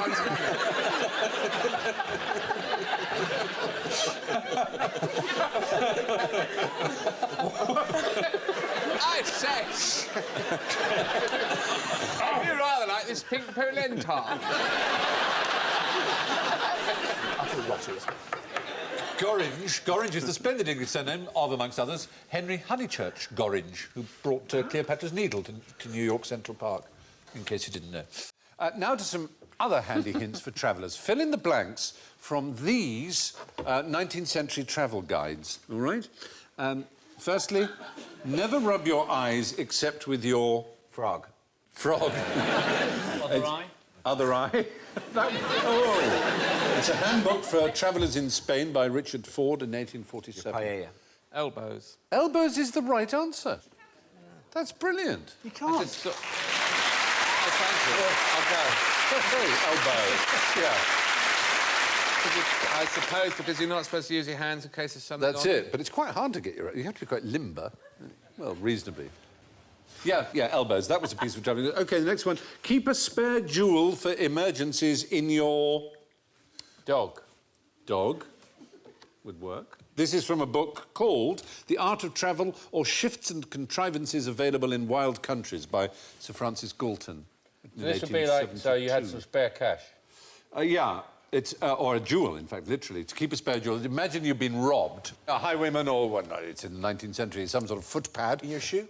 A shoe, they're probably looking a shoe and a hat. You like a hat there in your cheek? In your cheek, In your fundament? In your stomach? Up your nose? Not in your stomach. The weird thing is it isn't an orifice. Double chin. Armpit. No. Under your eyelid? No. Under your hair? No. Between your toes? No. In your arm. Literally. In your arm? He recommends you make a cut prior to travelling. You push a jewel in and you sew it up and let it heal. And then, when you are... And a little bit of hash? Maybe. Yeah. Beware the dirty habits of native cooks, who will often be seen buttering toast with... Earwax. Ooh. It's going to be something that isn't butter. Yeah. The wings of birds, the wings of fowls, apparently.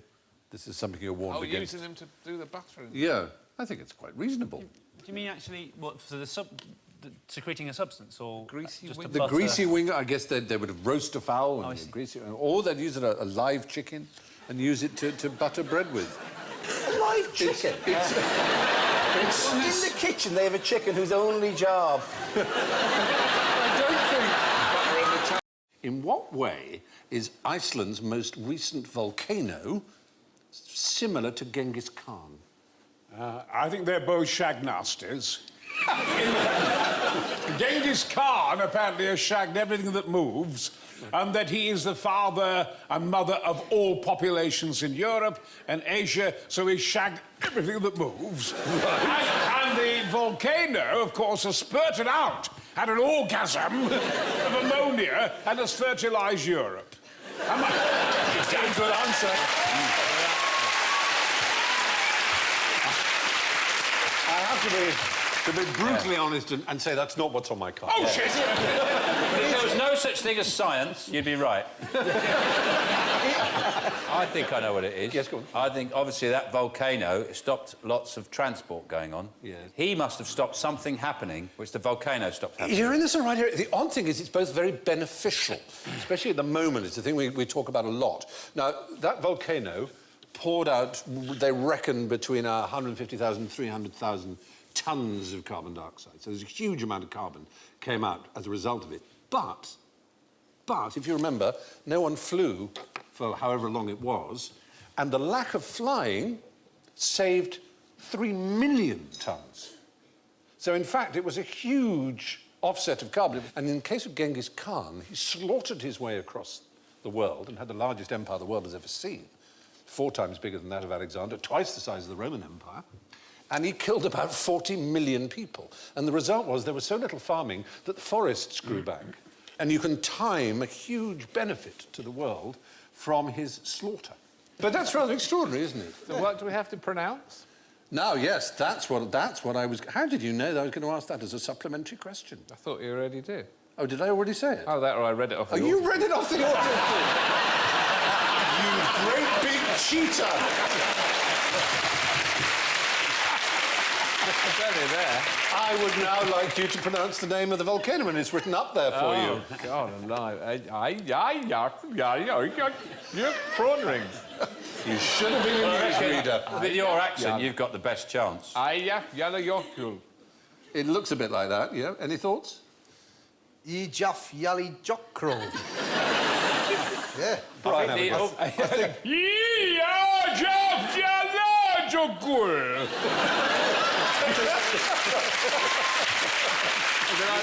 woman just got You may have set it off again by doing this. Yeah. I think the umlaut changes it, doesn't it? Those 2 little dots. The 2 dots. Yeah. And I think, actually, the way you're supposed to pronounce it is... If only. It changes it. Apparently, it's Eyjafjallajökull. Leiokodl. And is that translated big smoky bastard? Yes. You will go by ferry. Basically the answer. Which animal did Richard I have 3 of on his shirt? Now, can I suggest that at this point in history, no one in England had ever seen a lion? Is that possible? So, it's not a lion. What did Richard I spend most of his time doing? I don't know. Crusading. There weren't any lions in Arabia, were there? There were lions all over Africa. They're bloody everywhere. They were. So he saw a lion. They had zoos. The Tower of London had a menagerie. It was a little later, I grant you. You had a picnic in those days. Not wasps. Lions. Million. Get off the sandwich! What? Point is... Decent lions! Swans are the bastards. He looks like... You know what he looks like? He looks like he's going, "We'll get you in your suit of armour." Doesn't he? He looks like he's doing a sort of, ooh. This is the badge of English royalty that was first used by Richard I. And it's 3... Well, I'm saying not lions. You're right to avoid the word lions. They were known as leopards. They called them leopards. They were not particularly familiar with the difference between a leopard and a lion. A leopard really just means a bearded lion, leopard. And it's a heraldic thing. If they were in that shape, sideways on, those were leopards. You know, so there was a song, wasn't there? There was a song. Wasn't there, Frank Skinner? And that would have caused me a lot of scanning problems. Yes, it would, wouldn't it? It was based, however, on a lie. 3 lions on my shirt. It was based on a lion. 3 leopards on my shirt. Were they rampant or couchant? Good question. It's got to be sign of the century. Yes. They were actually passant gardant. But the rampant lion is the sign of the kings of Scotland. Very hairy knees, the Scottish one. Yes, they have. They would be called lions in heraldry, whereas the 3 lions on the shirt would, in fact, be... Why was it easier to put your boots on in the dark between 1600 and 1800? Well, people's eyes were better with the dark, weren't they? Because there wasn't as much electric light. People were actually like owls, weren't they? Big eyes. We were a lot shorter then, but we had massive eyes. It was easier to put your boots on in 1600 than it was in 1400, though. Why is that? Zips. Nope. Was there a big drop in boot thieves around 1600? They were luminous. They weren't luminous. Were they both the same? So They it were didn't both the matter? same. Well done, Joe Brown. That's exactly it. There were no lefts or rights for those 200 years. So it didn't matter which one you picked up, you could just put your boots on. Before that, you had lefts and rights in boots. And then after that, you had lefts and rights, as we do to this day. Well, what prompted the sudden... Well, it was heels, you see, because they couldn't really make heeled boots in a left and right shape. It was just too difficult. But that's the reason. So in the dark, you could just shove on whichever boot came first and know that it wouldn't matter. Did it extend to the whole world, the whole Of life, China? left and right? There was no left and right in anything. They just abandoned the notion of left and Although right. I don't, yes, for 200 years. Where is it? Up there? I don't know. There. Yeah, we have an expert who'd been telling us about this, who comes from a place called the Northampton Museum and Art Gallery, and Rebecca Shawcross is the shoe heritage officer, and she gave us all this information. She's an officer of shoe heritage. Shoe heritage officer. Does she get to carry a gun? I hope so. I would imagine. I'm sure she would. Keswick Pencil Museum. That's pretty good. Is it in Keswick? Yeah, it's great. 2 B's and 2 H's and everything in between. Exactly. Yeah, and there's places you can draw. And, it's brilliant. Yeah. In Reykjavik, there's a penis museum. There is. I'm not making it up. Whose penises do they have in there? I've not visited. A blue whale? Perhaps a blue whale's penis. Yeah. One of the It's different species, exactly. That's the point, yeah. I wonder if Bjork's got anything to do with it. She does the audio commentary as you're going round.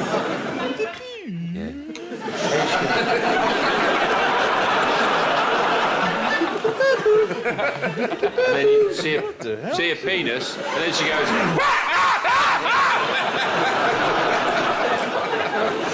Well, yeah, for 200 years...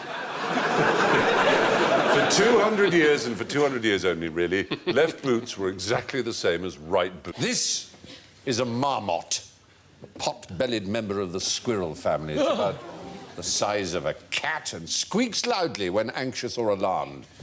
Ritz. They're eating Ritz biscuits. Yeah, they seem to be, don't they? Oh, they Given need the each right other. conditions, it's a dangerous, a deadly, merciless killer of humans. How? Clive. Lead piping in the billiard room.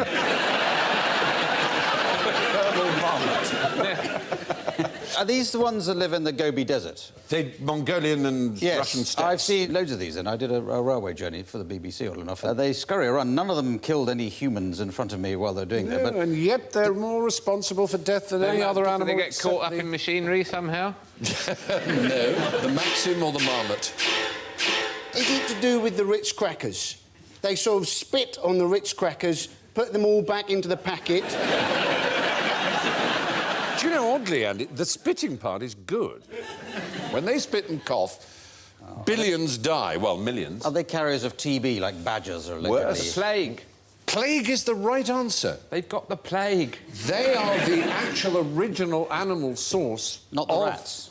No, they cough and spit onto the fleas, which catch the disease, which then goes to the rats, which then wiped out half the population of Europe in the 14th century. The problem with them coughing is obviously the fact that they've got those dry crackers. Just give them a drink of water next to it, have the biscuit, little water, no coughing. No coughing.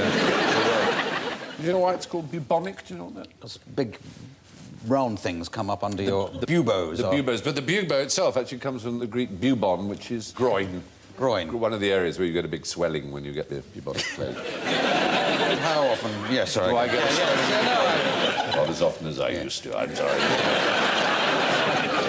Given that's all they've got to do is just paint that red cross on, they've not done a great job, have they?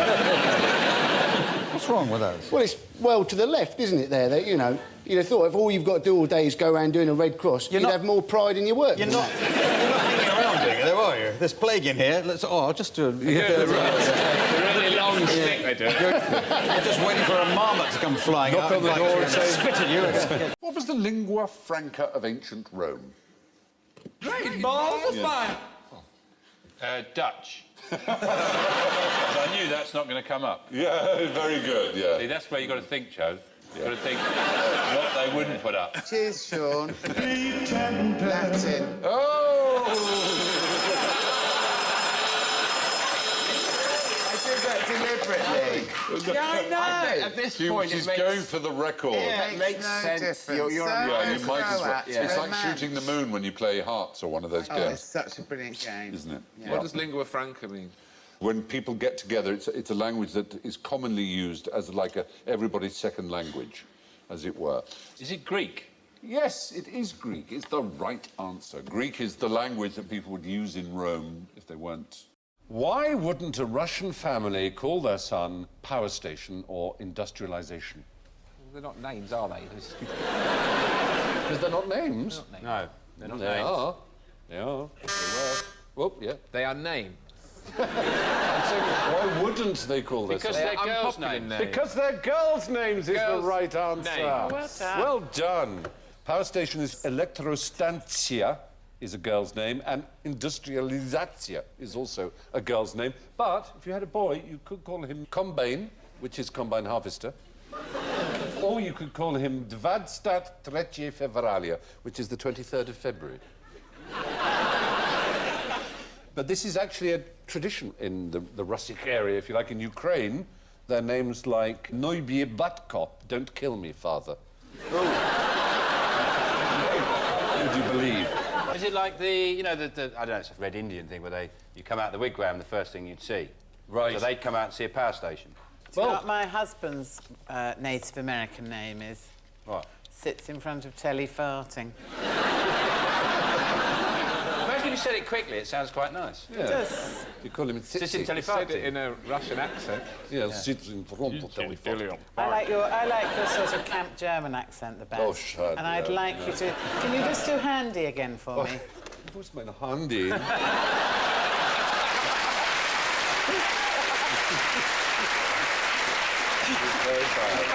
Back home now, what kind of weather kills more people in Britain than any other? Bad weather. Wind. It's wind. Not wind. Oh, hello. Oh dear, you got a fault in the wind. Oh, bugger. Is it rockets? Because they come down like weather. They sort of... Hail. Fog. Fog is the right answer, finally. Well done, fog. Because of road traffic accidents, I'm afraid. It's as simple Do you want me to explain fog to you, Ben? What happens is... Everybody's been asleep, right, for quite a long time. So all their breath gathers up. And they've left the little window open and it all goes out. And that collects in the valley all together. Right, and it gets blown around by the lorries that are driving up and down. You still with me? Do you know the difference between fog and mist? There is an official difference. Is it the height of it? No, it's actually just the density. Mist is water. Fog is visibility of less than 1 kilometre, while mist is usually between 1 and 2. Because in mist, you can be seen in a sort of Mac, whereas in fog, they can't see you at all. You're safe. No one can spot you. Step back in, you're gone. It's interesting. You see, that's how you think of fog, as a way of hiding yourself. Yeah, so that you can go about your beastly business unobserved.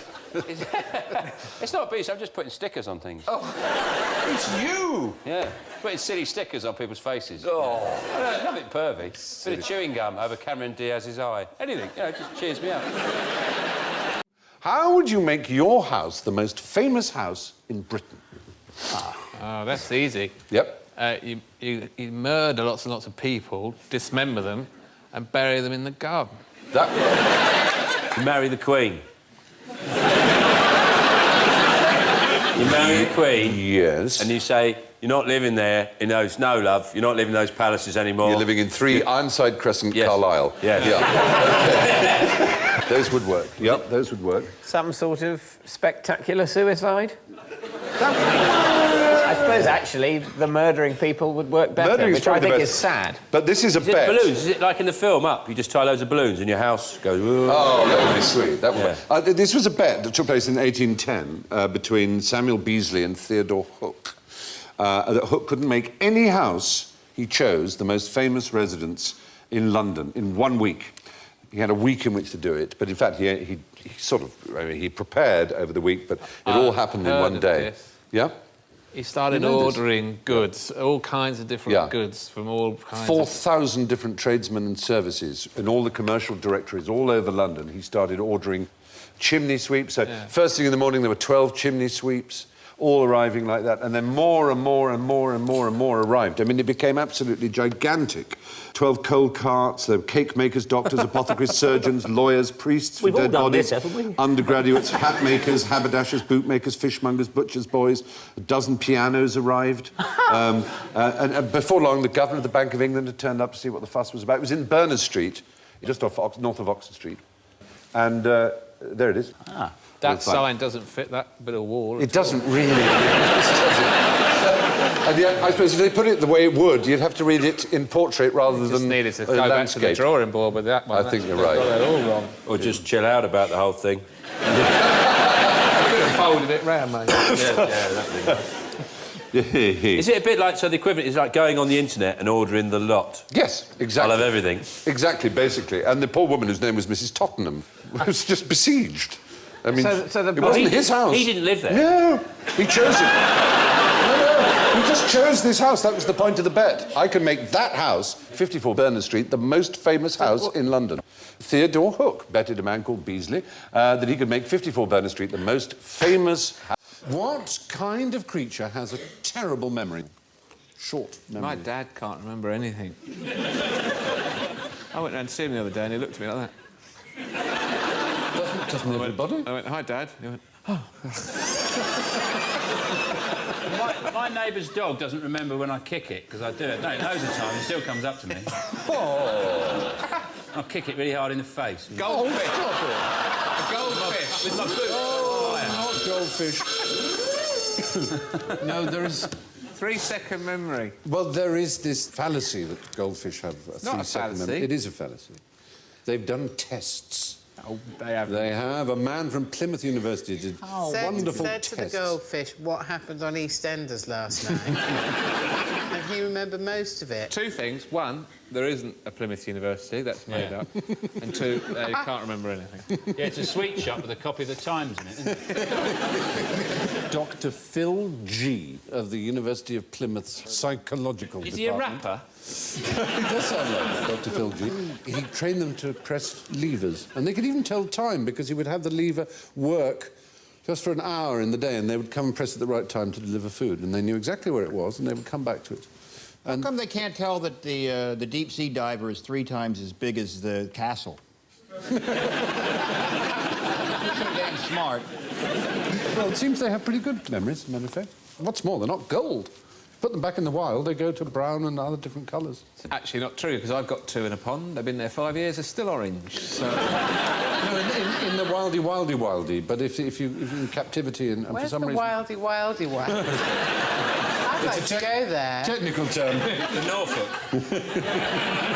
So what can't remember anything then? I bet a koala can't remember much. Wakes up... Oh. I bet a pig on fire can't remember much. I had a strange experience when I was in Australia recently, and I went to a day out to the zoo, and they give you a koala to hold, and you have a photograph taken of it. And koalas are very lazy animals. They don't exactly work out. You know what I mean? They haven't got firm buttocks or anything. And I had one in my hand, and it kind of just slipped. And before I knew it, I actually had a sort of koala's buttocks. It was actually slipped onto my finger. And it just sort of slid on, and there's... On the photograph, because they take a photograph of you, you're supposed to hold a koala, and the koala goes... The worst thing was, they wanted it back, and I said, well, Can I hold it for a bit longer? And I was trying to get the finger out, and I said, can I take it away?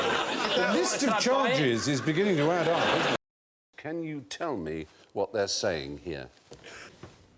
But they did actually, it's not going to turn out to be some myth that they never did smoke signals. No, indeed, you might have I expected it, but in fact it's quite genuine. It's considered probably the first language of North America was smoke signals. So what makes that different? I don't see the subtleties of it from just a bit of smoke. All you need to have is a bit of smoke and then not smoke. Do you see what I mean? If you left it alone, you'd get a column of smoke. But what they do is do puffs of smoke by having animal skins, not blankets, oddly enough. I know one used to think it was blankets, I think. Yeah. But animal skins that you take away. And they can create immensely complicated, even V-shapes and things like that, using the blankets. Is this the same thing they do at the Vatican with the Pope? Or is it just not? Is that a more simple language? Very simple, that, isn't it? It's just white smoke. It's either white or black. Right. Yes. They used to add wet straw to make it black if they couldn't find a Black pope. is what, for an African Pope? It's for not being able to... They have to tell the populace assembled in St Peter's Square whether or not they've come to a decision. Since they banned smoking in the Vatican, quite a lot of people hang out the window for a fag and it causes all sorts of trouble. Can you imagine Catholic priests hanging out for a fag? It seems so unlikely.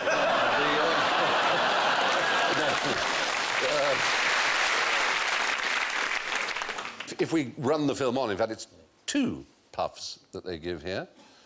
That's how. And 2 puffs means all's well, apparently. Yes. It means everything's OK. Looks more like a question mark there, doesn't it?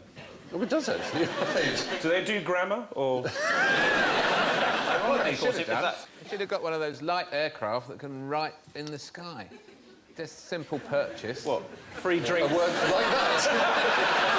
You see that? They're ahead of you. They got good, didn't they? They did. See, with the one before, I don't know if we can go back to it, but the one before, yes, we can. With that one there, which you say means all's well. But of course, I mean, that could so easily be the aftermath of this Indian's home going up in flames. They'd look over the hill and they go, do you think that's our place? No, it says all's well. It's fine. They just carry on their way. You're right, it is confusing. But we used to do this with these signal bonfires, didn't we? They went across the country. Absolutely but again, the same beacons, the same problem there. It might be, oh, look, there's an invasion, or it could just be the Great Fire of London's happening and bring water. Oh, yeah, if you accidentally set that to your beacon, that would be a disaster.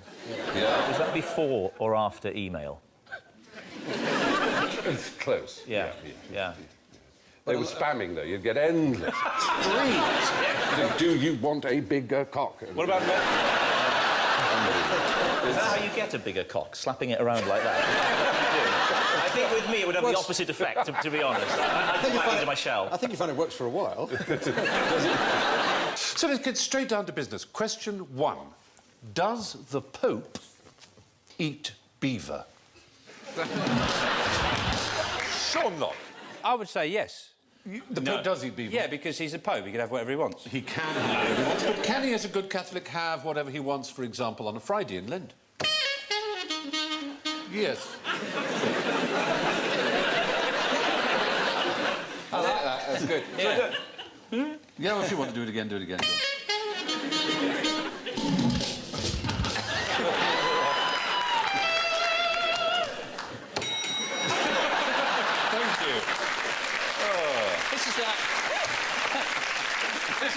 This is like the early learning centre. Well, wasn't there a plan a few years ago to reintroduce beaver into Scotland? I didn't hear about that. But the Pope ate it. Yeah, but it said to taste rather like beef, actually. Yeah. They really are like little people's arms. They are. I think that is a person. That's the Pope there. His hand. Oh, I see, the one on the right. Oh, you mean those little ones? No, you're right, his front paws. Look at his hand, they are like little hands. They are, yeah. But yes. they... That's what the Pope's thinking. He's actually looking and going, yes, he's got little hands. They've asked him, say, are you ready to order? And he's going, shall I have beaver? Here we are. I mentioned Friday in Lent. What do Catholics not eat on Fridays in Lent? Meat. Meat. Flesh, as in animal flesh that isn't fish. They eat fish. Yeah, and the Roman Catholic Church has designated beaver as a fish because it is scaly and lives in water. So, at all these little schools, primary schools all over Italy, they have beaver and chips and peas on a Friday? Probably more likely in American Catholic countries. The capybara, which is the largest rodent on Earth, which is a South American rodent, 400 tons of it are eaten during Lent in Venezuela alone. Capybaras are likewise designated to be a fish. The Pope would, if he were to eat, he would probably eat them on a Friday in Lent, as he might a capybara. How would you suppose you might tell the sex They're of only male. one beaver from another? A male would have a no, penis. they have males and females. Well, yes, but it's quite hard to spot. And a female would have a beaver. Yeah.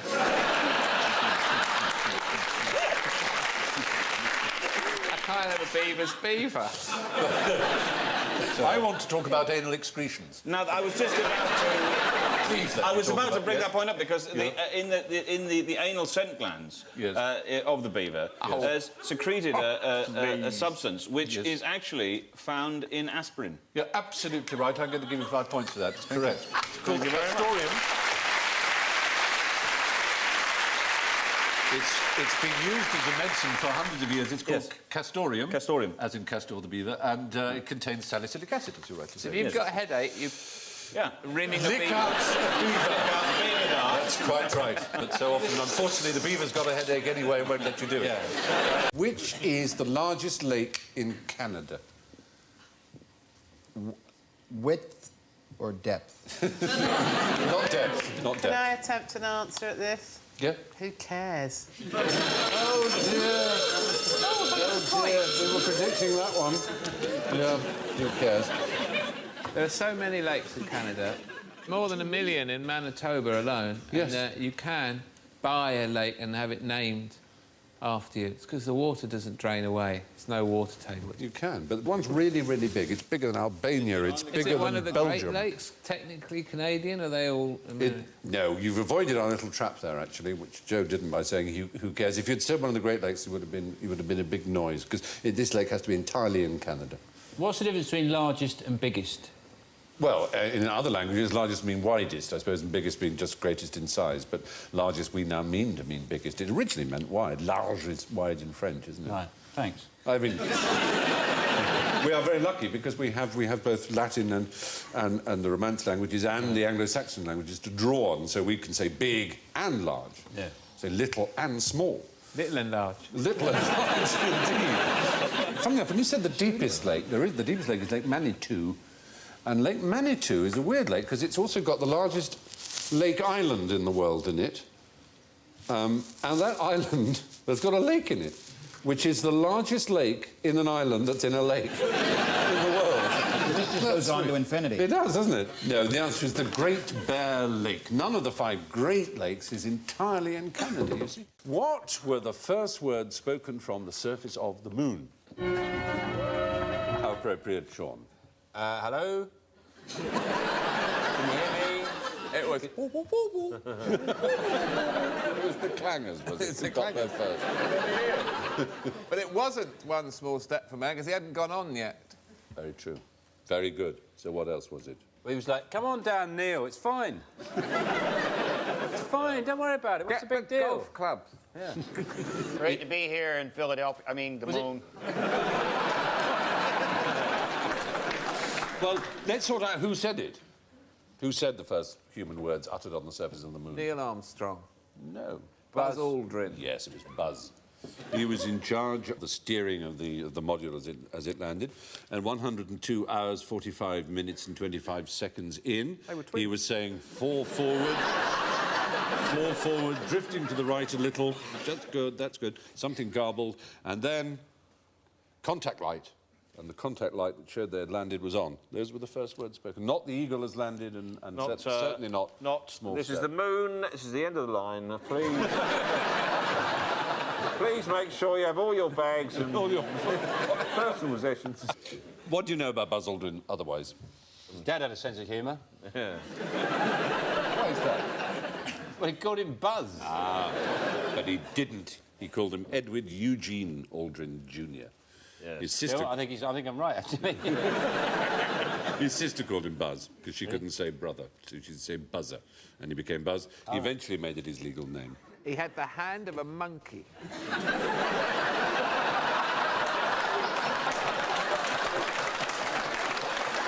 Very good. What was his mother's maiden name? Surely you know that. Smith, Brown, Jones. Moon. Moon is the right answer. Well done. Did you know that?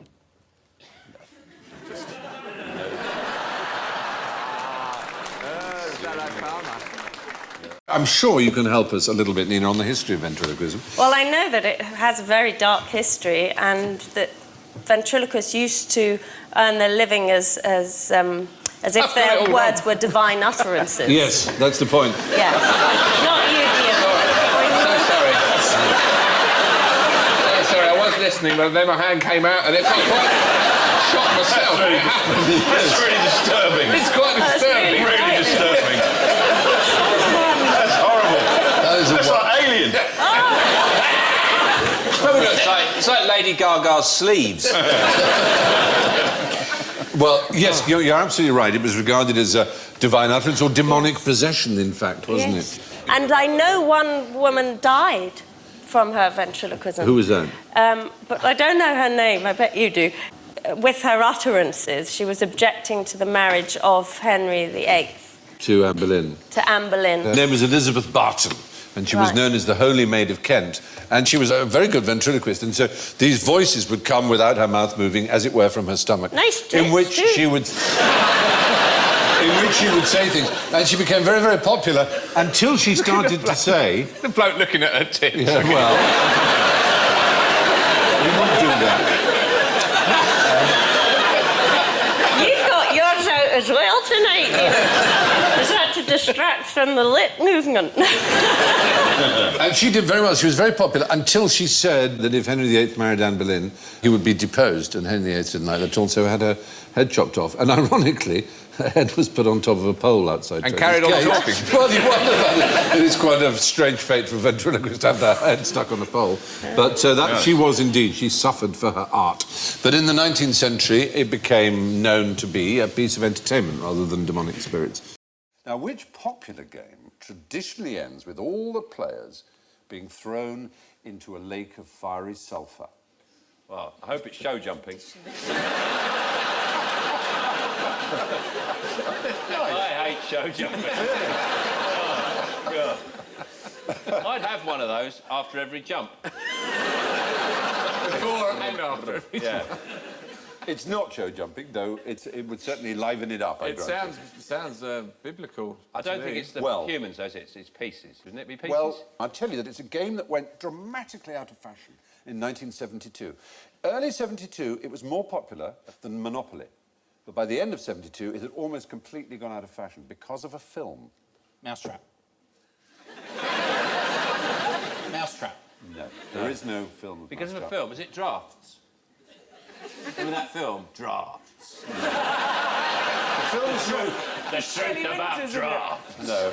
Drafts makes you go bored. Don't play drafts. The film is not a game. There's a game in it. This game is played in it, and it's scary. Oh, is it a séance? Yeah, it is a séance using a Ouija board. OK. And what film has there a Ouija board? The Exorcist is the right answer. One of the truly great films of the 20th century. Is a Ouija board really a game? I don't remember ever seeing Ouija board scenes in a film and at the end going, right, who won? Not dead. Well, the odd thing about Ouija, it was a board, it still belongs to Parker Brothers. It's out. Yeah. Ouija is a proprietary name, it's a trademark. Is it we-ya? Interesting point. That is some people's theory of the name of it is, yes, two words for yes, we, the French, and ya, the German. But no one's quite sure about where the name came from, except that it's a game that was invented. The board was invented and it was sold and people played it. I mean, it's weird to say that, but they enjoyed the fact that it nearly always works in as much as, you know, people spell out words and they don't quite know how they're doing it. It's clearly not dead people. Yeah. And in fact, it was not originally supposed to be dead people. It was supposed to be that you contacted yourselves, a part of yourselves that automatically wrote. It was not about seances. Dead people just joined in. Yeah. This is good. This is the one for us. Even when recently asked, only a third of the people who still use Ouija boards say they do it to contact dead people. And in the First World War, it was used to contact your troops abroad, supposedly. So, hold on. Are some dead people trying to communicate with the living through Monopoly? Yeah. There was a court case in the 90s, I'm sorry to say, in Britain, a murder case, quite an important one, and the jury had to be dismissed because in their hotel overnight they used a Ouija board to try and contact the murdered person. And apparently the murdered person said, the guy in the dock is guilty, convict him.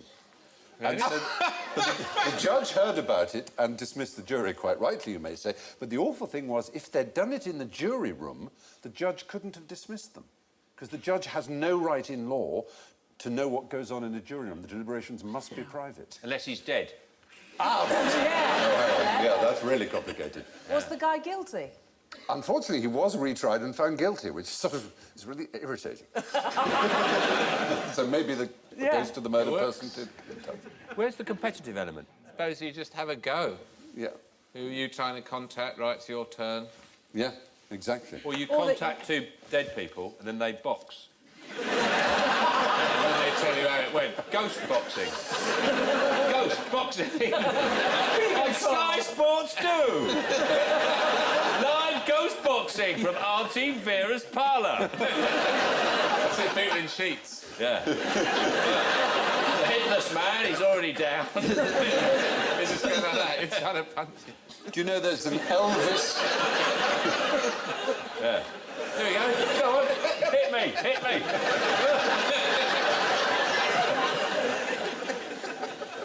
There's an Elvis seance website. Of course there is. I bet there's more than one of those. Yeah.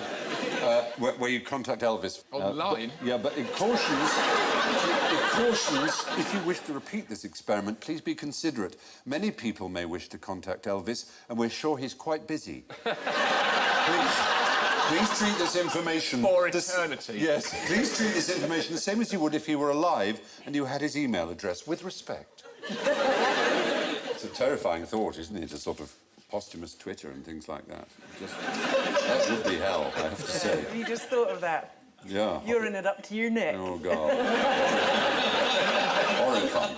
But the reference in the Bible to the fiery lake or whatever is from Revelations, where it does say those who practice the magic arts will be cast into burning sulphur. So, How about balloon animals? Ooh, the punishment for people who do balloon animals is not specified in Revelation. Giraffe. I think it's loneliness, the punishment for them. Yeah. I think it's long nights, sitting alone. So, yeah, in my youth, games which conjured up the spirits of the dead were a popular gift for children. It's a weird thought. If they didn't like it, they could go to hell. Thank you for watching.